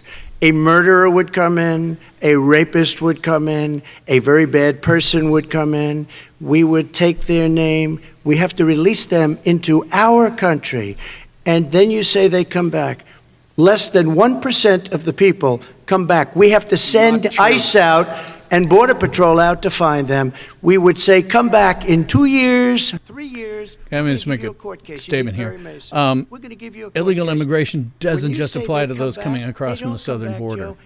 I was living in Chicago at one time and got to listen to WGN radio, where they had a whole show about people who had come in illegally from Poland and just gone and disappeared into the city.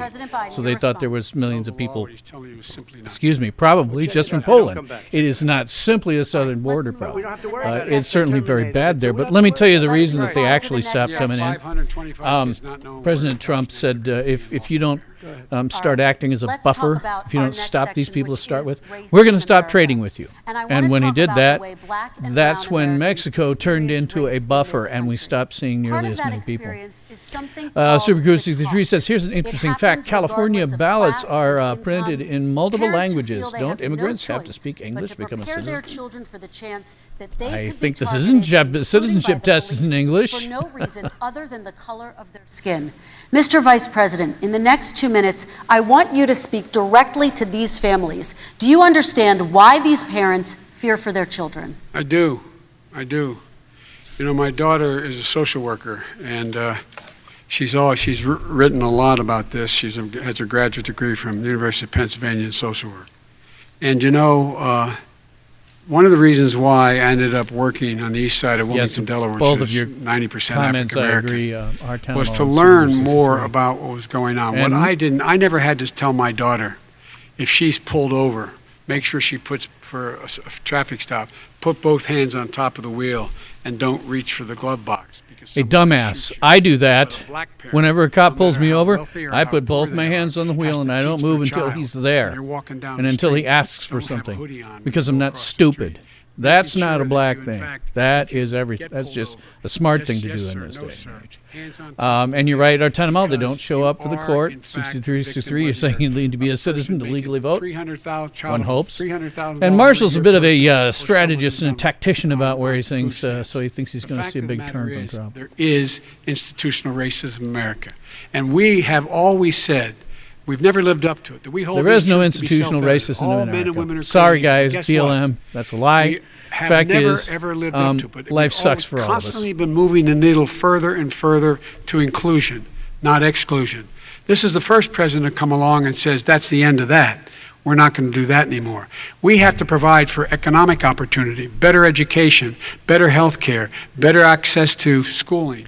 There is no language in the Constitution that would authorize the federal government to be involved in education in any way whatsoever. The entire Department of Education, which, by the way, began under Reagan, is unconstitutional by any sane stretch of that imagination. And having worked, as I mentioned lots of times on the show, having been taught IT at the college level, I can tell you that our schools are currently teaching precisely nothing. Those students that I taught didn't know how to read or write or perform the most basic math. It is awful. Our schools should be shut down. I have an entire series on this, and I hit it a lot on this show. The federal government does nothing but cause harm and has caused harm, and this is a long-term trend that has less to do with government than you think. But government isn't going to help. Super Cruise 63, yeah, you put both hands on the wheel when you get pulled over, too. It's just a smart thing to do. I always do it. Nobody has done more for the black community than Donald Trump. And if you look, with the exception of Abraham Lincoln, possible exception, but the exception of Abraham Lincoln, nobody has done what I've done. I would not compare myself to Lincoln if I were him. Obama and Joe didn't do it. I don't even think they tried, because they had no chance at doing it. They might have wanted to do it, but if you had to see the arms I had to twist to get that done, it was not a pretty picture, and everybody knows it, including some very liberal people that cried in my office. They cried in the Oval Office. 2 weeks later, they're out saying, gee, we have to defeat him. Criminal justice reform, prison reform, opportunity zones with Tim Scott, a great senator from South Carolina. He came in with this incredible idea for opportunity zones. It's one of the most successful. Looking at my chat here. Tremendous investment. Let's see. Russia, China, many other countries are countries of origin for illegal aliens. As I say, it's not just limited to the southern border. tons of countries from around the world. Fub, it's nice to see you. I know you sent me some stuff in email. Hammer and sickle behind Biden bill. Really, in your thumbnail for this stream? What? Because Biden is closer to communism than anything else. He would have the federal government even worse doing things. The Democrats have at this point become the enemies of civilization itself. Communism and socialism always fail, killing millions in the process. If they enacted the Green New Deal, something like 15% of the world's population would die of starvation, including Americans. They are enemies of civilization itself. They are communists and socialists, and Biden is no different from the rest of them. The fact of the matter is, Lincoln was a tyrant. Dalton says, yes, there's a reason that John Wilkes Booth hollered Sic Semper Tyrannis. It had to do with the fact that prior to the Civil War, the United States was not a country per se. It was a banding together of a bunch of different individual nations. And what Lincoln did was made it into a country totally unconstitutionally. Now, he did get rid of slavery. You can't, you can't say that didn't happen, and that was a great thing. But the cost was we turned into a central government that we didn't have before. Fubin says that America is the country of origin for criminal POTUS named Donald Trump. Look, I know you hate his guts. I know you sent me stuff. I don't see any real evidence of the law he's talking about. Lincoln was a war criminal, decimated the Constitution, even for northern families. Yeah, he used to smash the presses of northern newspapers that ran opinions that were disagreed with him. Got rid of posse comitatus, held people without any level of no minimum held them forever with nothing in the law. I mean, let me That's get back why I'm to offering the $20 billion to states to change their state laws to eliminate minimum mandatories and set up drug courts. No one should be going to jail because they have a drug problem. They should be going to rehabilitation, not to jail. There is no language in the Constitution that authorizes the federal government to be involved in drugs in any way, whether it's testing or prohibition or anything else. And in any case, if you got rid of drug prohibition, and I mean completely decriminalized all drugs everywhere, you would suddenly see all of the gang violence halt. And you can see that in action by looking at what happened when during the Prohibition era, when they made alcohol illegal and the drugs, the gangs came up and stuff crossed the border illegally, lots of turf wars. If we decriminalized, period, and it's not constitutional at the federal level unless there is a constitutional amendment. If we decriminalized, period, our gang problems would disappear. They would go into other things like prostitution and things like that are illegal, that are prohibited. Anytime you get prohibition, you get black markets, and with black markets becomes a very high profit, and with that high profit comes gangs. Get rid of it, our characters on the done. Ballot. Look at us closely. Let me ask you. 63 says, disagree with you. Fubs may be egotistical, but not a criminal. I tend to agree with that. He's certainly, when you get into the power-mad, sociopathic, narcissist side of things, he's certainly on the narcissistic about side. how you're this innocent baby. Joe, they're calling you a corrupt politician. Nobody. President Trump, I want to stay on the issue of race. We're talking about the issue. Laptop from hell. President Trump, we're talking about race right now, and I do want to stay on the issue of race. President Trump, I have to respond to that. Please, because look, very quickly. there are 50 former national intelligence folks who said that what he's accusing me of is a Russian plant. They have said that this has all the 5 former heads of the CIA. Look at his body language, his eyes. Say what he's Look at his saying eyes. is a bunch of garbage.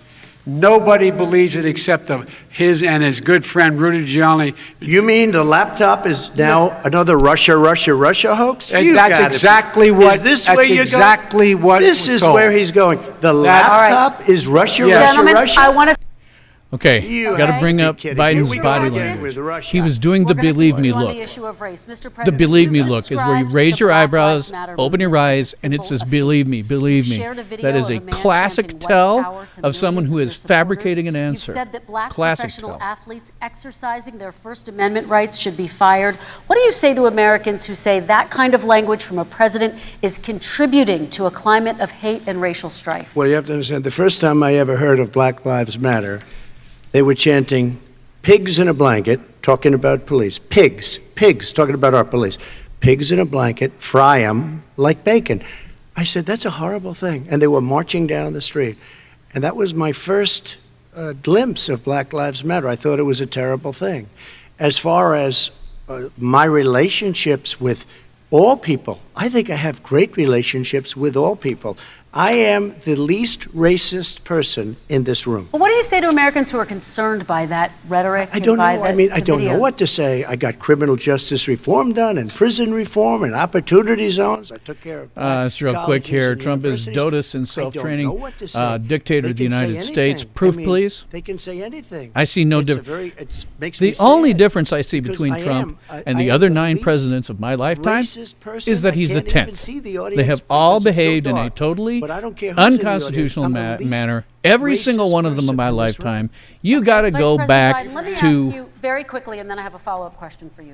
I don't know, about 18 months after the Constitution was ratified to actually find a constitutional government. It's only gotten worse since. I don't see any indication he's a dictator. He is, for example, allowing my state to take care of the COVID nightmare the way that it should, which is not the same as in New York City or New York State. That is an appropriate thing to do. Biden, on the other hand, says that he would institute measures across the board, regardless of what the infection vectors are, and that's what really matters to us. I'll go over it a bit here. This guy is a dog whistle about as big as a foghorn. Let's Trump, I'm see. gonna give you 10 Marshall seconds says to respond Biden's to that. failing. Yes, he's getting flustered.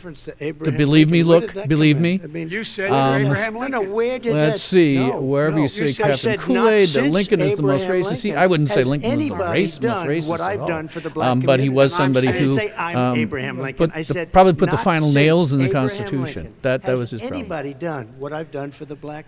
Trump is fired less than 2 weeks. You have Woohoo. done nothing other than the crime bill. I think you're which fooling put yourself. I think you're fooling yourself. I tens think of it'll probably be thousands Trump and of black will win in a men, mostly in jail. All right, let me- And you know let me what? a- let me they ask remember Vice it because President if you Biden look a at what's question. happening with the voting right now, Let me ask they Vice remember President that Biden you treated them about- very, very badly. The- Just the- take a look at what's happening out there. Vice President Biden, let me give you a chance to respond within this context. Crime bills that you supported in the 80s and 90s contributed to the incarceration of tens of thousands of young black men who had small amounts of drugs in their possession. They are sons, they are brothers, they're fathers, they're uncles, whose families are still to this day, some of them suffering the consequences. So did he speak to say those that? families. Item. Why should they vote for you? One of I the was things talking is that probably in the over. 80s, we passed 100%, all 100 senators voted for it, a bill on drugs and how to deal with drugs. It was a mistake. I've been trying to change the since then, particularly the portion on cocaine. If you That's want to why I've change been the drug arguing that, laws, in fact, we just should repeal not them. send They are anyone unconstitutional to by jail any sane reading of for that document. a pure Hell, 100 drug years offense. ago, you They could should send be your going kid into to the treatment drugstore across the board. with a piece of That's paper that what says we you should wanted be spending morphine. money. That's why I set up Not drug courts to a funded not a by prescription, Republican friends. just a piece of They paper. should not be And we going didn't to have jail gangs on for that. a drug or We an have alcohol gangs problem. with They should be drugs going because into of prohibition treatment. that is Treatment. 100% That's what we've been unconstitutional by trying to any do. That's sane what I'm reading going of to that get done, document. because I think maybe the American people Dalton says the puppet, you're pretty rude to say to be a guy who just agreed with you. Marshall, stuff it, But not why getting didn't you into get it done? anything See, contrary. it's And all talk, no action with these listen, politicians. I see Why no. didn't I you mean, get I it done? I That's can't what tell I'm for gonna sure who's do going to when win I at this become point. president. But You I were think vice very president likely along that with the Obama Democrats are as going your to be president, your leader, for 8 years. disappointed. Why didn't you I think get it's it done? quite You had 8 possible years to that get it the done. Now House will you're be saying you're flipped. gonna get it done because I think that's you're all very talk and possible. no I think action. most of We the got states a are lot in of it play done. at this We point, released with the exception of 38,000 America's got coast, which will 38,000 never prisoners vote left from you. Democrat Got or nothing Republican. done. Rather. 38,000 But I think it's very prisoners from possible federal that prison. you're going to be We very got- disappointed. there were And what over worries me 1,000 is what people you're who going were to given do clemency. when that In happens. fact, we're the ones that put it in I the see civil legislation war in our saying immediate we future. could look at pattern and practice of police departments and what they were doing, how they were conducting themselves. I could go on, but we began the process. We lost an election. That's why I'm running to win back that election and change his terrible policy. I Quick just response, asked, and then we're I gonna just move asked on one to climate question. change. Why didn't you do it in the 8 years, a short time ago? Why didn't you do it? You just said, I'm going to do that, I'm going to do this. You put tens Because- of thousands of mostly black young men in prison. Now you're saying you're going to leave that one to Marshall Why and didn't you get Fuppets it done? in You the, had 8 years with Obama. Comments here. You know why, Because- Joe? Because you're all talk and no action. All right, Vice President Because Biden, and then we're going to move on to the next section. We had a Republican Congress. That's the answer. Well, you Okay. got to talk him into it, Joe. All right. He's got the believe me look. We're going to move on to our next section. Like I which did is with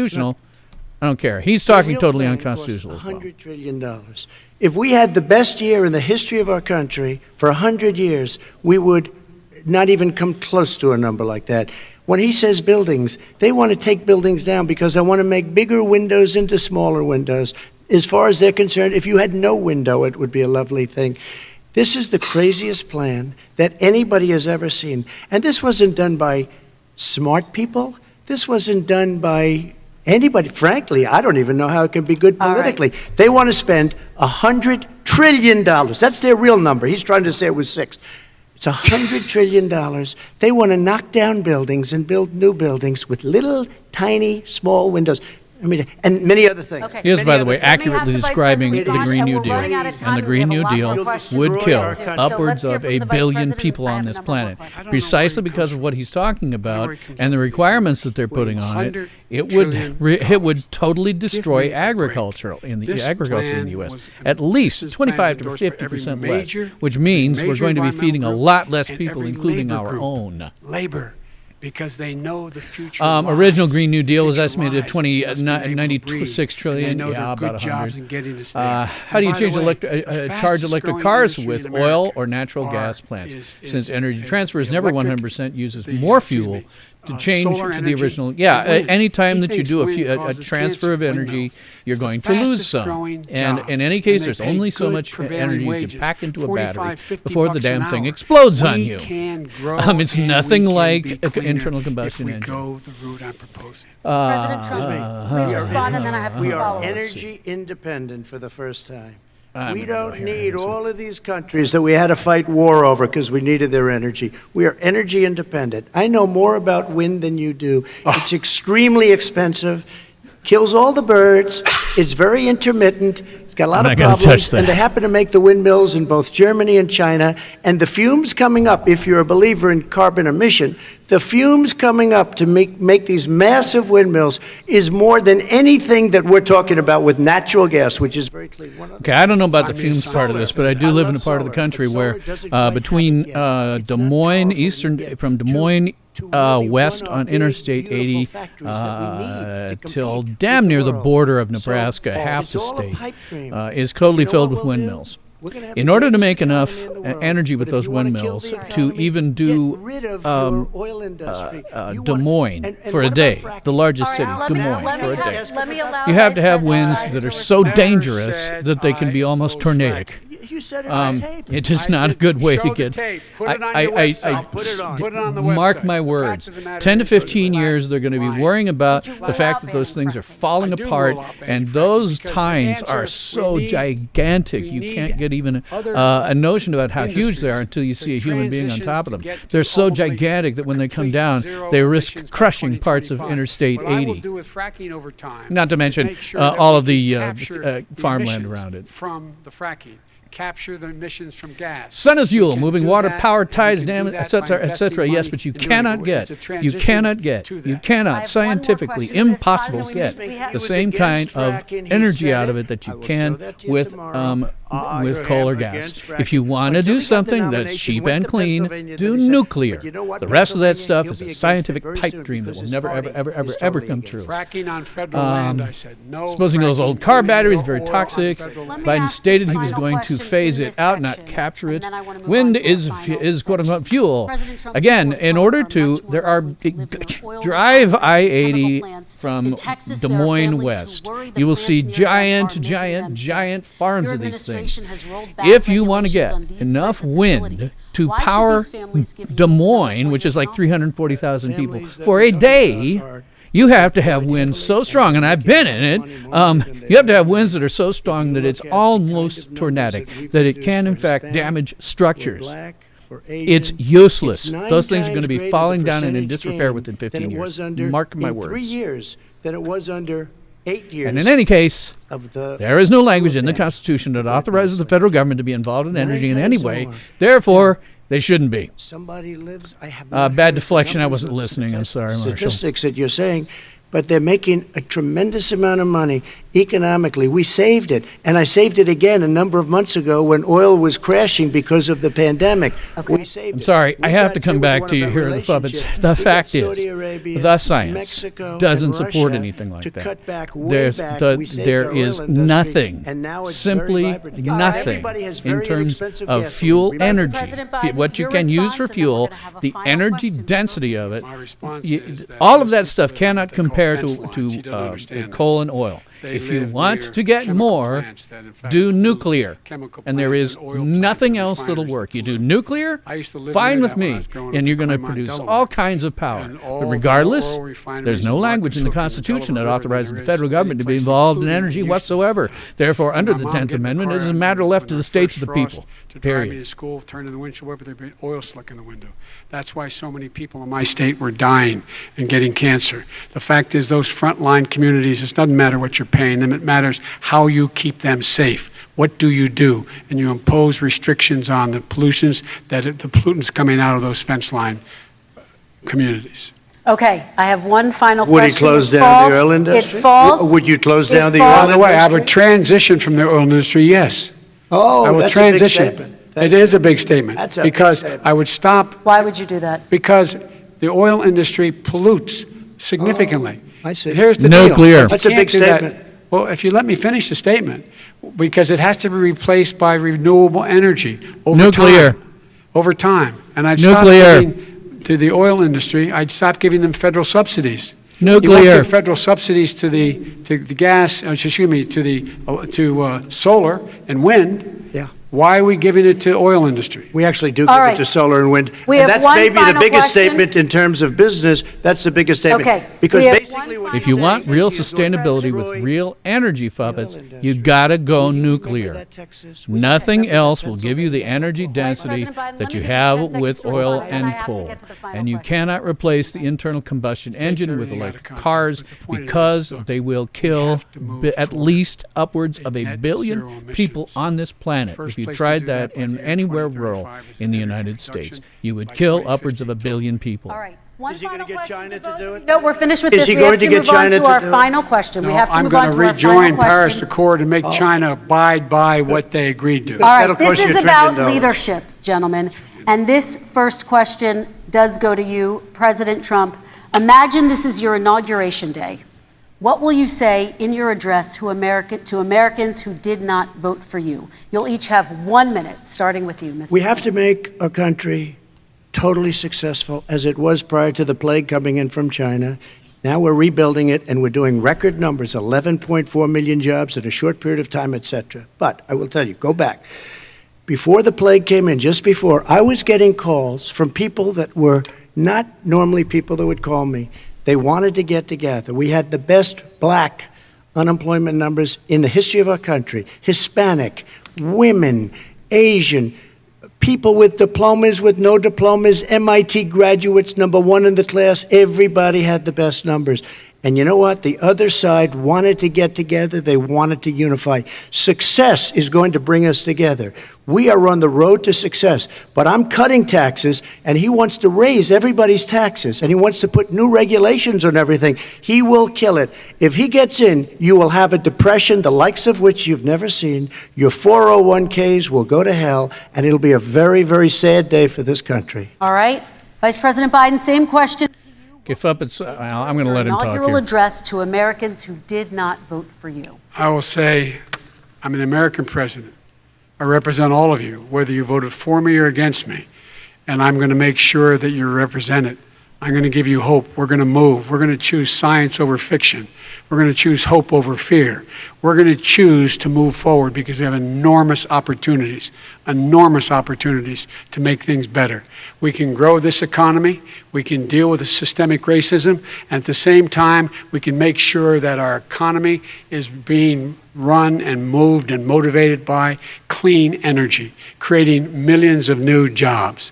And that's the fact. That's what we're going to do. And I'm going to say, as I said at the beginning, what is on the ballot here is the character of this country. Decency, honor, respect, treating people with dignity, making sure that everyone has an even chance. And I'm going to make sure you get that. You haven't been getting it the last 4 years. Doing the right thing with All that right, question, I by want the to way, thank looking you at the both for a camera. very robust hour and a half, a fantastic debate. Really appreciate it. President Trump, former Vice President Joe Biden, thank you to Belmont University for hosting us tonight. And most importantly, thank you to those watching tonight. Election Day is November 3rd. Don't forget to vote. Thank you, everyone, and have a great night. Thank you. Oh, thank God that's over. Let me recenter myself here. Oh, thank God it's over. Thank God it's over. I'm not going to show the rest of this because it's all gibberish. It's not about max kilowatts per square meter anymore. Solutions are broadening. Fossil fuel will be around for a long time, but sustainable will take over. Not the way you think. If you want sustainable, high-volume energy, it must be nuclear. Nothing else. Nothing else will work. It must be nuclear. And in any case, there is no language in the Constitution that authorizes the federal government to be involved in this issue in any way. Therefore, under the 10th Amendment, it is a matter left to the states of the people. This is something that should, that's, if you're talking to me, right, if I'm being asked the same questions as a libertarian, you're going to hear me say that over and over and over. There is no language in the Constitution that authorizes the federal government involved in the XYZ. So under the 10th Amendment, it's a matter left to the states of the people. Done. Period. Overdone. Decent debate. Okay, moderator 2, Marshall says. Yes. Super Scoop 63, moderator did a good job. Yeah, I thought this was a decent debate. Yes. Fuppet says it's not odd. It's not a warp drive speed of transition. Plus, fossil fuels are being propped up by the old guard, most of all of whom are investigated. Newer gens are not. No. Everybody needs energy. In terms of what you're talking about, in terms of having sustainable energy, nothing works. All of that stuff is scientific claptrap. I hate to pull rank, but I'm a scientist. It says so on my college degree, and I worked in the scientific field for 40 years. All you're talking about there is scientific nonsense. The only thing that can take over from coal and oil is nuclear, and it is cheap, and it is totally safe. It's the only thing that will be able to take over. All that other stuff, total claptrap, complete scientific nonsense. Puppets take over, watch as the curve of transition wraps up accordingly. If they do, then they will see a billion or so people die. Newer generations were not educated. And I say this again as someone who is not only a scientist, worked in the scientific field for 40 years, but as someone who taught this same science at the college level for 3 or so years. Our current generation has not been taught a damned thing. They cannot read, they cannot write, and they cannot perform the most basic math.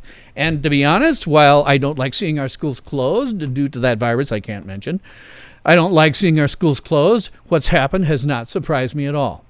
Right here in my city, and I don't know how many students are here in a population of 340,000 or so, but in my city, some 5,000 students have yet to log in to their online coursework. That doesn't surprise me at all, because as somebody who taught, I know that doing that online coursework requires 2 things. First, it requires an instructor or teacher who is capable of producing material that is effective online, and almost none of them can do that. The second thing it requires is students who are extremely, extremely focused and dedicated. And they must be able to sit down with somebody not looking over their shoulder, not having due dates for these sorts of things, and do it themselves. And almost none of them can do that. That's just a reality. If they were being honest in our city, they would send all of our students home until at least January, maybe even skip a year. And if they were being honest at the University of Nebraska, Lincoln, which has a student body of around 30,000 students, and they're doing the exact same damn thing, only in this case, they're taking a crap ton of money from them to teach them nothing. If they were being honest, they would send them home until at least January, maybe even skip an entire year. Because our students are not learning a damned thing. And I talk about this a lot. I talk about it a lot. I've been in and around education, not just the years that I taught it, but my whole life. My mother was a teacher at one point. My grandmother, my great aunts were teachers. This is a long-term problem, and here's how it works. It's real simple. 100 years ago, teachers who were like one-room schoolhouses, because they had to teach a lot of different things to a lot of different ages, they had to have an educational level that was about up here. But then the next generation of teachers said, there's some things that just don't seem relevant, advanced mathematics, Latin. Let's just take that out of the curriculum, which caused the next generation of teachers to only have this level of education. And then they took things out of the curriculum, which caused the next generation to have this level. And they took it out, and the next took it out, and the next took it out, to the point where we damn near have the illiterate trying to teach the illiterate. It is horrible. It's terrible. They're learning absolutely nothing. And I say this from trying to teach binary mathematics and logic to students who could not even do math based on their 10 fingers. Most famous story I have, I tell it over and over again, was the kid who was in what amounted to a remedial math class, because it's the only thing they teach now is remedial math. And so he was in a remedial math class, got into a giant argument with his PhD level math instructor that division by zero is possible. Now, if you get into some really high math, you can kind of do that. But when you're just talking about what's 1 divided by 0, no, it's not possible. So he got into a giant fight with him and then ran off to administration, tried to file a grievance against the guy on the basis that the instructor was anti-Semitic. Unknown to the students, the instructor was Jewish. I had a student, more than one. They couldn't see the difference between the words Linux and Linksys. I had one that had never in 12 years of required education cracked a book. And I knew this because the student did not know that books had page numbers and could not read what was on the page. In any case, they're not being taught a damned thing, which is why they buy into all of these scientifically ridiculous claptrap. It is, in fact, very, very important that they never take power. They should never take power, because if they do, millions and billions on this planet will die with their policies. Let me go back and look at some of my stuff here, because it's running past pretty quickly. I can't think of the term, but yes, fossil fuels are being devalued. No, they're not. DD something, they're not being devalued. People are doing just fine on them. You have criticalities, density, storage, Marshall says, and portability. Solar has neither, wind has neither, hydro has density and portability. Yes. Super 63, how exciting would auto racing be if the electric cars, here goes the 5 cars, zzz, yeah. Fubbits, no matter, fossil fuels have been determined to be functionally at the end of its days, not when, not if, not sooner, and really, that's nonsensical. Utterly nonsensical, particularly when you get out into rural areas. Fossil fuels are an absolute requirement to keep modern agricultural science going. Take them away, and you will revert back to subsistence level farming, and 1 billion or more people will die on this planet, including millions of Americans. Period. I know this. My grandparents were cattle ranchers. I spent the first 15 summers of my life on that ranch working. There's still some land in the family that I go to whenever I possibly can. I got a video out here if you want to watch it, a trip to SYL Ranch. You can see how I get out there and how remote it is and why those fossil fuels are required out there. You're not going to put a charging station out there. Even if you did, you'd have to run it from some electrical grid. And sometimes they get so much snow or things happen that they're without power for long periods of time. It's not like a city where they just come and fix stuff. It's like, we got 3 feet of snow. Well, you're screwed. If power lines are going down, you better be capable of having your own. And in fact, they have their own tanks filled with diesel fuel, because they have diesel equipment that's necessary to feed at least 1 billion people on this planet. If you take that away, then those 1 billion people will die. So if the next generation comes in and they do that sort of crap, they're going to starve themselves.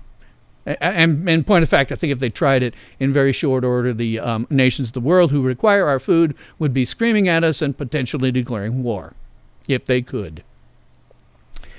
Don't trust me. This is Wall Street News. Read up.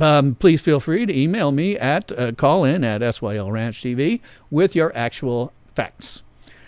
Love to see, I'm not sure what that is, 50-year project, you can surpass cost best.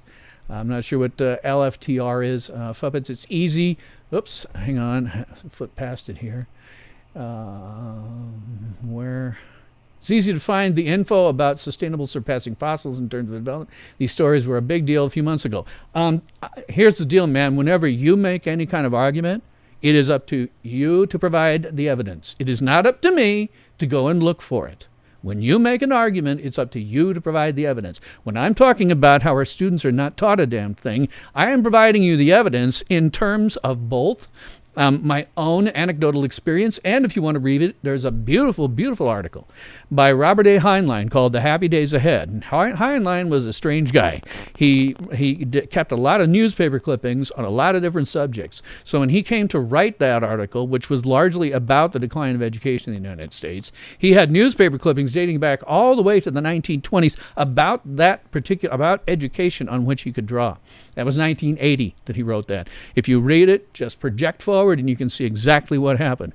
Educational level went from here down to here, and it's in the toilet, and they're not teaching anything else.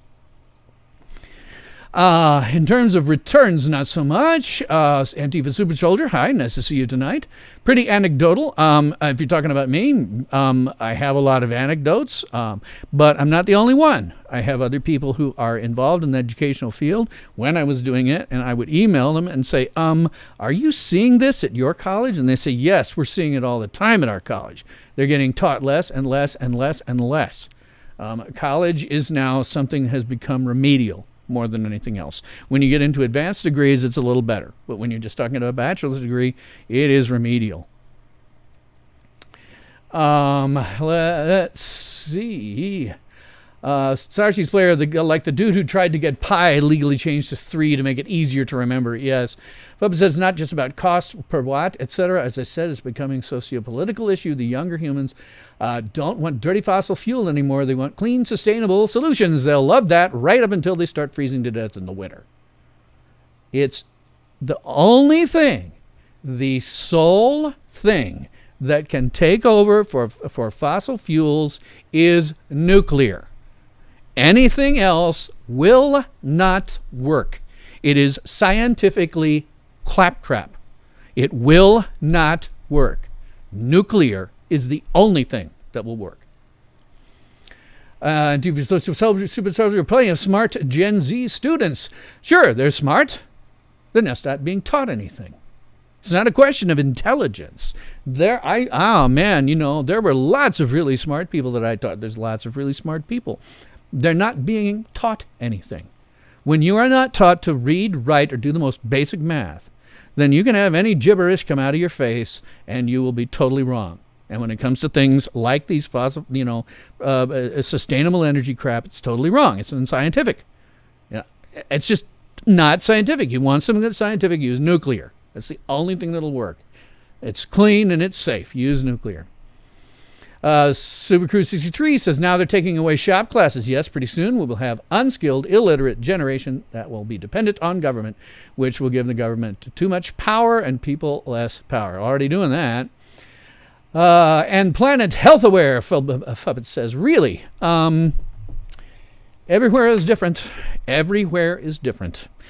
When you talk about the environment, I laugh because I actually know what different environments look like. I am not somebody who has only lived within 200 miles of where I was born, which is where most people live. I spent 10 years in Chicagoland. I spent another 10 years in Des Moines, Iowa. I grew up here in Lincoln, Nebraska. I spent 15 summers of my life on a rural working cattle ranch. They are all different things. When people in cities talk about the environment, they're talking about the shithole they live in. And cities are crap holes. They're pest holes anymore. Complete pest holes. You get over 100,000 and the city, it just turns to crap. Chicago, crap. It's just a terrible place to live. I wouldn't want to live there ever again. 10 years was more than enough. You want to see the environment? You want to see an environment that looks good? Watch my video, A Trip to SYL Ranch. You'll see the environment. The real environment, the one that is not this tiny little geographic pocket somewhere, but is a gigantic portion of this country. That's what the environment is. Not just this little chunk that you happen to live in that probably is crap. But look at the entirety of the rest of it. If you don't have that experience, let me know. I might be happy to drive you out at some point. Can't have an electric tractor. There is no electric equipment regardless. And again, when you get out into places like as rural as was my family's ranch, you can get into periods in the wintertime when you'll go weeks without electrical power. Honestly, weeks without electrical power. And because they are driven by the only light source available out there is the sun. Now, if you don't have any electricity and your electrical diesel equipment can't be electrical heavy equipment, which there is none. There is no electrical heavy equipment, period, end of story. If you had it and you couldn't use it because your electricity is out for 6 weeks, that causes the output of whatever you're running to drop significantly, 25 to 50%, and billions die. Electric Airbus, yeah. Who says no electric tractors? Me. There's no electric tractors that'll actually work. And in any case, it doesn't matter, because how do you charge it without any electricity for 6 weeks? That happens. That happens. Your environment, where your electricity, mine here, where I am right now, where my electricity is pretty reliable. You know, I mean, we can have a power outage. We have winds in here. We had one, I don't know, a week or so ago, heavy winds that caused some trees to knock down and power to go out. But it was back up within 3 hours. That's not what it's like out in parts of rural South Dakota. You're running a cattle ranch with thousands of head of cattle, and all of a sudden you have no electricity for 6 weeks. That's why you have a big old diesel, your own tank full of diesel gas that is filled from time to time by a diesel truck that drives, through all the ranches and fills you up. It's because you cannot rely on electricity out there. And there is no electric heavy equipment. They've got an electric pickup truck. That's a ridiculous thing. I mean, that's something for, I don't even know who's going to buy that. In rural areas, it's useless. I dare you to load a 2,000-pound animal into the back of those things. I dare you to put up a cage around it, which is what they do with pickup trucks. I just dare you to. You can't. It's useless. It's utterly useless in agriculture. Electric fighter jets, yeah. Fubbit says, not long ago you couldn't get a decent battery-powered drill. Now battery-powered, what are you talking about not long ago? My entire life you could get a decent battery-powered drill. And guess what? They ran out quickly. If you're going to use one, you got to have multiple battery packs laying around. If you really want to have a good one, it plugs into the wall. Those are the ones that are going to run consistently, that are used in real things. When you're doing it at home, oh sure, you can have an electric one. My electric one plugs into the wall. But even we've got one that's portable in case you need to go outside with it. Guess what? We have multiple battery packs for it. Why? Because they ran out of a charge in very short order if you're using it for very long. Let's see. Oh, man, I'm so far behind.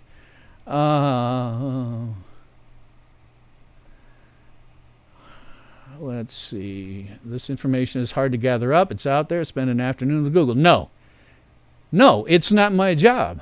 That's how this works. If you have something that is something that you put forward, it's up to you to prove it, not to me to prove it. That's not my job. That's just the way debate works. Read about asymptotic limits and the costs associated with trying to ride that ramp. Learn about marginal rates of returns. Read some general physics. Yes, all of this, getting rid of anything except nuclear. Anything except nuclear is a pipe dream and totally unscientific. Feelings, emotions, humans will drives the future. This is good. The younger you go, the less tolerant they are of status quo. Awesome. The younger you go, the less educated they are. And if they come to power, and if they put a lot of what they want in as policies, 1 billion or more people will die. How many times do I have to say this? There is no way to do agriculture at the output that we have with the current science of agriculture with electricity. You must have diesel-powered heavy equipment. If you don't, 1 billion or more people will die, including Americans, including these young ones who put these stupid things in place. It is not scientific. It isn't science. It is a religion. You cannot do the scientific method with any of this crap. Without the scientific method, it's just a religion. It's not real. Antifa Super Soldier, luckily, fossil fuels are on their way out for good, and my generation couldn't be happier. Your generation will starve. Fubbit says, Anti-Vasucha Soldier, your point exactly. Your point is totally unscientific. You will starve. Marshall says, yeah, because facts and science seem to be beyond them. Anti-Vasucha Soldier, young people are dumb. No, they are not. Young people are not dumb. They're uneducated. There's a massive difference. Okay, Boomer, you're off. You're off, buddy. Sorry, I'm Gen X. Too bad for you. Missed on that one. I love it when people say that. Okay, Doomer, whatever. Let's see. Fuppin says, no, because we invent our future and make it work. We ended up with gas cars because of the oil barons. No, we did not. No, we ended up with gasoline vehicles because the internal combustion engine is the best way to burn that fuel, and that fuel is very energy dense, and that is science. Everything else that you're talking about, with the exception of nuclear, is a pipe dream. It is not scientific. Period. End of story. You're talking to a scientist. You're talking to someone who worked in the scientific field for 40 years. I am incredibly scientifically literate. Period. End of story. And anyone who thinks that anything other than nuclear is going to replace fossil fuels does not know science. Just done. Let's see. I got to get away. Yeah, okay. Less money relative to oil again. You take away fossil fuels and you do it with anything other than nuclear, you will starve to death. I don't know how to say that any clearer. I have limited experience with this. I know how agricultural science works. You do what you want to do, and you, personally, you will starve to death. That's it. Period. End of story. Let's see. Marshall says, getting a house to solar capability requires between 7 to 11 kilowatts per day on average. Solar flux at the surface is 1 kilowatt per square mile. With 100% efficiency, it would take 7 square miles of panels. But they're only about using math. That doesn't account for your will, attitudes, and inventiveness. Oh, God. The young use a different set of criteria, and they are not dumb at all. Nobody said they're dumb. It said they're uneducated, and the fact that you'd go on about this is indicative of that. Science is not on your side. Science got us where we are. The scientific method got us where we are. All of you're talking about is not science. It is a religion. Because it doesn't use the scientific method. It's totally a religion. It is indicative of how people are not educated, not stupid, not educated now, that you could even say it. Yes, if young people vote and get in the policies that they want, billions will die. That is a reality. Yes, and a small battery run a supercomputer nowadays. Our cell phones convinced someone 30 years ago that that was possible. I thought it was possible because that was my field. I was in computer science, heavy on science, because back then we didn't have all this stuff. We built it for you. You're welcome. No, we knew that was going to happen. I knew that was going to happen. I mean, I wasn't sure when, but I knew it would happen. But that's totally different than running a car. When you want to run a car, energy density matters. If you want to power your house, energy density matters. If you want to run a farm or a ranch, you cannot do it with electric, period, end of story. And if you try it, you'll reduce agricultural output 25 to 50%, and you, personally, will die. See, Marshall says, God, if I can get up to where we're going here. 25% efficient, Marshall's continuing, so that 7 square miles jumps to 28 square miles. And then you look at duty cycle, which is 50% on average. So now you have a 56 square mile of panels and batteries to store the power when it's cloudy. Nuclear won't work for rural states even. You're absolutely right, Star Seas player. Nuclear will work as long as you have electricity to the house. The wires go down for 6 weeks, you're done. You know, you're going to have to use diesel-based heavy equipment in rural areas. You cannot do anything else.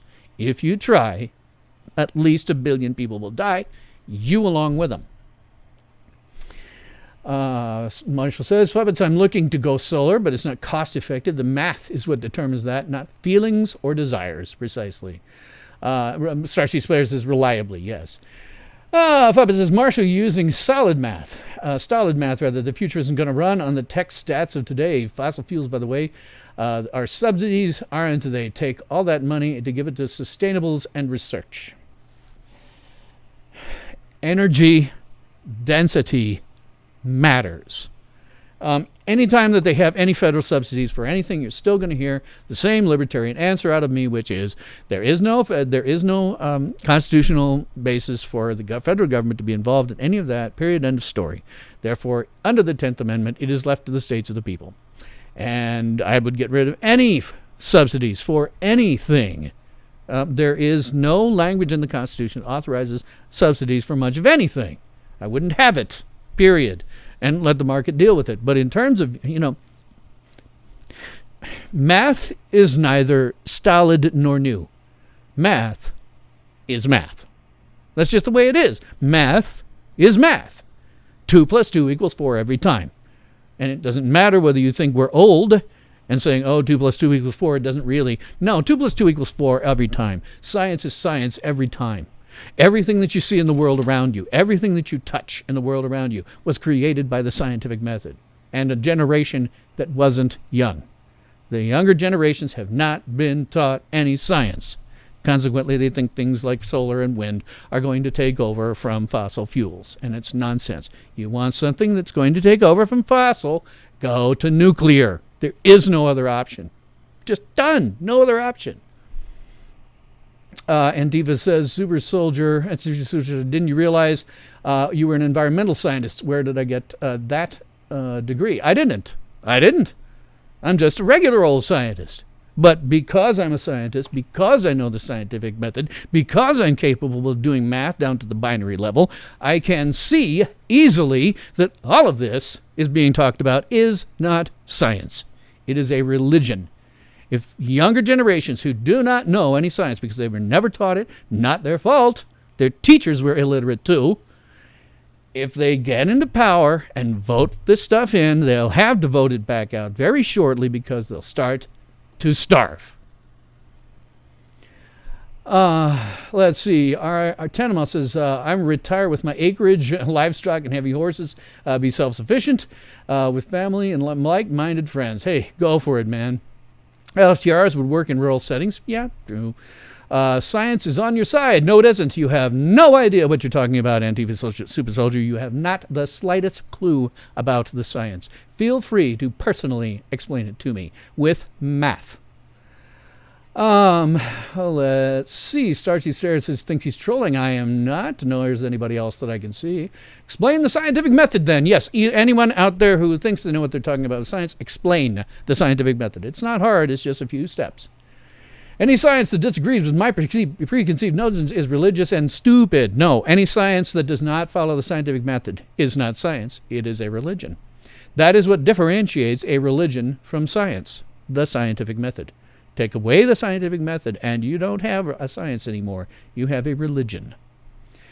Fuppets, it's all about the paradigm shift that is already occurring as fossil fuels become not what people want going forward. Only if you want to starve. If you want real change in terms of energy, nuclear is the only way to go. Period. End of story. There is nothing else. Paradigm shifts don't matter. Lives matter, and lives will die with your paradigm. Let's see if I can do this without... Marshall says, oh yeah, you're just a silly troll. Hiss. Starseed Player says, fossil fuels will only become not what people want when there is an economically superior solution. And as one that's consistently reliable, particularly when you get into my part of the country. Fuppet says, innovation and shifting focus away from fossil fuels to sustainable is the way forward. God dang it, how many times do I have to say this? Innovation and shifting focus from fossil fuels to sustainable only works if your sustainable is nuclear. It does not work for any of this other crap. And anyone who tells you that thinks that just a paradigm shift is going to happen and suddenly science is going to go away in favor of all of these ridiculous alternatives doesn't know what they're talking about. Fuppet says, God, I rolled it up by accident. Let's see. Agreed. Our Mall, Glen Rose, Texas has a nuclear plant, very rural. So does Nebraska. We have a nuclear plant. We have a nuclear plant in Nebraska City. Not incredibly rural, but as with anything in Nebraska, you get too far out of a metro area, and you're into, rural. You're into agricultural land. Fuppet says fossil fuels became economically better because that was the paradigm set by those who wanted that, and that was no. You're full of crap. Fossil fuels was because it has a great energy density. If they tried electric cars early on, guess what? They sucked compared to fossil fuels. They just don't have the energy density. It has nothing to do with the paradigm. If you want to shift your paradigm, fine, just be prepared to starve. Marshall says math is, yes. Fuppet says we focused on electric to begin with. Who can say what kind of battery tech and power, etc.? They tried it, didn't work. Let's see. Fuppet says, God, there's so much here. Glen Rose, Texas. Math is greed made fossil fuels a thing. No, it did not. Greed did not make fossil fuels a thing. Energy density made fossil fuels a thing. Starseeds player, no, you're trolling Fandai Master. Well, yeah. Please do my intellectual labor for me. No. Whenever you decide that you're going to say something, you provide the proof for it. There's another thing that our children are not being taught is how to debate. When you make some kind of statement, it is up to you to provide the proof, not to me. That's not my job. I have a position, I provide the proof. You have a position, you provide the proof. That's the way debate works. It is not my job. Supercruise 63 says even the biofuels are not quite as good as fossil fuels, but much closer than solar or wind. Alcohol is about half, and biodiesel is about 80% of fossil. Starseeds player says gasoline has energy density literally 2 orders of magnitude higher than that of the best battery. Yes, fossil fuel, Fuppet says, solutions were crude, easy to design, easy to apply. Greed, oh, greed, it's all greed. Crush technology's born, a younger paradigm, blah, blah, blah. No, it's not a paradigm shift. It's a fracking science. It's just science. Learn the scientific method. Use it for 40 years. Then come back and talk to me about what's real. It has nothing to do with greed. It has everything to... And you know what? All of that stuff is so cheap now. People who are younger don't understand this. But everything that you touch, every single damn thing that you touch, I cannot see a single thing anywhere in front of me that wasn't created by science. What you're talking about is anti-science. It takes us backwards, not forwards. Supercruise 63 says, I don't know how much land would take to supply the amount of fuel that we use every day. Yeah. Fuppet says, remember, Tesla wanted to make electricity free and may have figured out how using the Earth's magnetic field rotation and other science brilliance. Oh, God, for Christ's sake.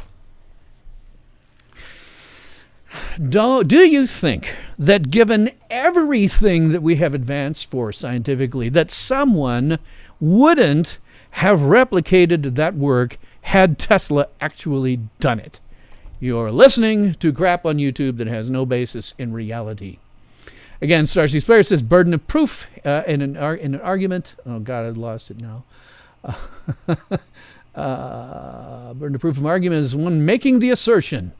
Fuppet says, why did the government confiscate Tesla's notebooks and research, and he died, still not released the data, who ran Washington, then and now? Proof, please. Marshall says, solar is 0.0000015 joules per cubic meter. Yes. Our Dannibal says, battery always made of loss of energy. Last resort. Takes more energy to charge batteries than it reliably delivers. Oil, 4,500,000 million billion joules per cubic meter. Wind at 10 miles per hour, 7 joules per cubic meter. Fuppet says, remember the Tucker automobile that Washington did for him, Big 3, that destroyed him? Yes. There is no language in the Constitution that would authorize the federal government to be involved in that in any way. Therefore, under the 10th Amendment, it's left to state to the people. Yeah. Cubic meters, I'm sorry, yes. If I was saying battery breakthroughs are happening every few months at this point, they will never, ever, ever see the kind of breakthrough necessary to provide the kind of energy density that is necessary to power the world as you see around you. Now, if as part of your new paradigm, you want to start shutting off your lights and shutting off your electricity, shutting off your heater, not driving much of any place, not getting groceries, well, okay, if you want to live in a cave like, the Flintstones, then your little paradigm is going to work. Otherwise, if you want to keep seeing all of the stuff that my generation that stood on the giants of the generation that came before us, that stood on the giants of the generation that came before us, and by the way, anybody that comes after us is going to stand on the giants that came before them. They're not going to call them, they're not going to say things like, okay, boomer. They're going to recognize that there are giants that came before them, just as there were giants that came before me. I built a lot of stuff on the internet, and I did it on the backs of the giants that came before me. And the people after me who are going to do the same thing, they are standing on not necessarily my back, I'm not a giant, but they're standing on the backs of the giants of my generation. You say, okay, boomer, that just means to me you're fantastically ignorant. Oh God, I let it go. Marshall says you cannot predict or anticipate or make policy on future paradigm shifts or breakthroughs. Yes. Oh, by the way, Fuppet says, remember water-powered automobile hogwash, right? Or crushed by big oil hogwash. Starseeds player, no water-powered automobile are scientifically impossible. Yeah, exactly. Fuppet says just about 3 or 4 years ago, the Navy declared they invented the ability to use seawater as fuel. Whatever they're using isn't powering the jets on the aircraft carriers. No water payout. Just about Starseed Spare. Water is a low energy state. That's absolutely. It's what you get after you burn stuff. Yes, steam. Fuppet's the ability to use. Yeah, so that Starseed Spare. Actually, steam powered ones were built. Yeah. Fuppet says clean fuel to run their ships. Ships are either fueled by diesel engines or nuclear ones. They're not running any of their jets or anything major off of sea power, off of seawater. Impossible. Period. Starseeds player cannot use water as a fuel. Yeah, it's what you get after you burn. Fuppets was new all over the place. Then suddenly the article stopped. Well, yes, because it was nonsense.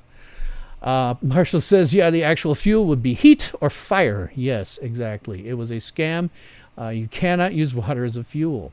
No, it was about getting hydrogen from the water as fuel, the way a few people had discovered over the past century. The Navy just said, we figures this out.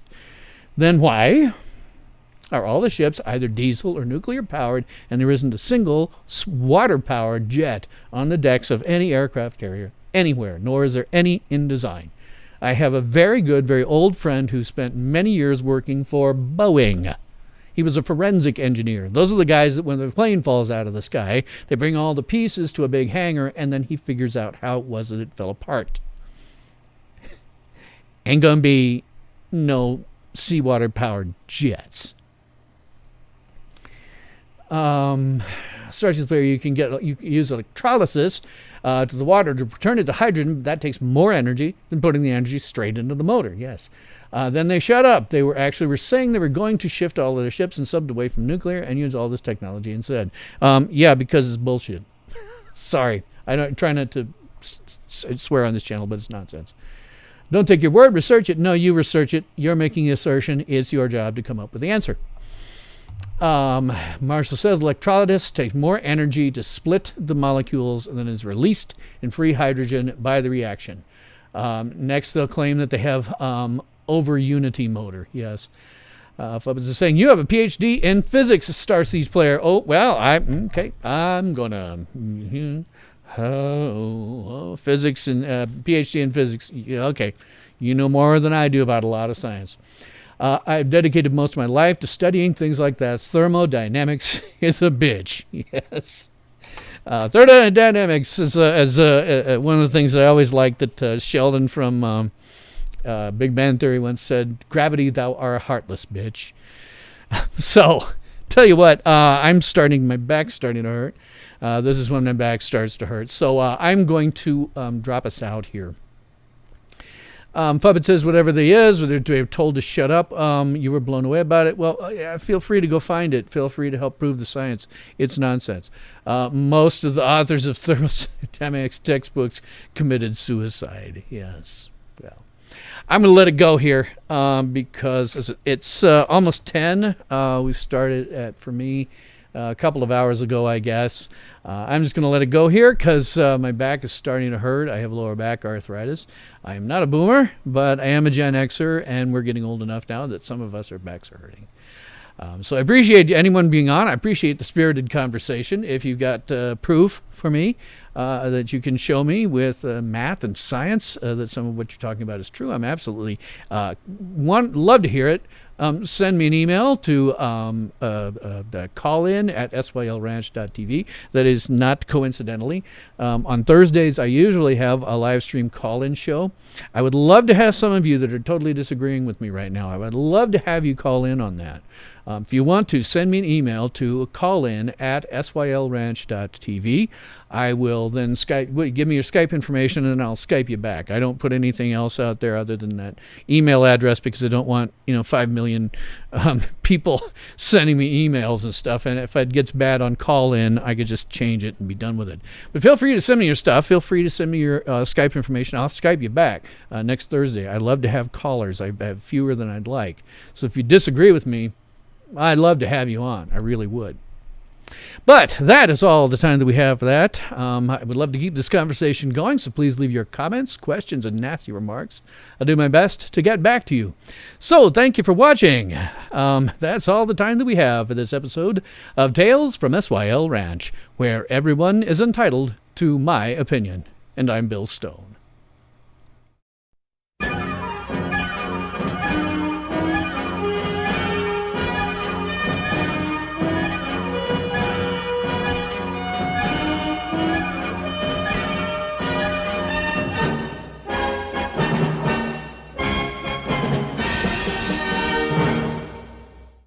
Ultimate power in this world has always been one simple thing: the control and manipulation of minds.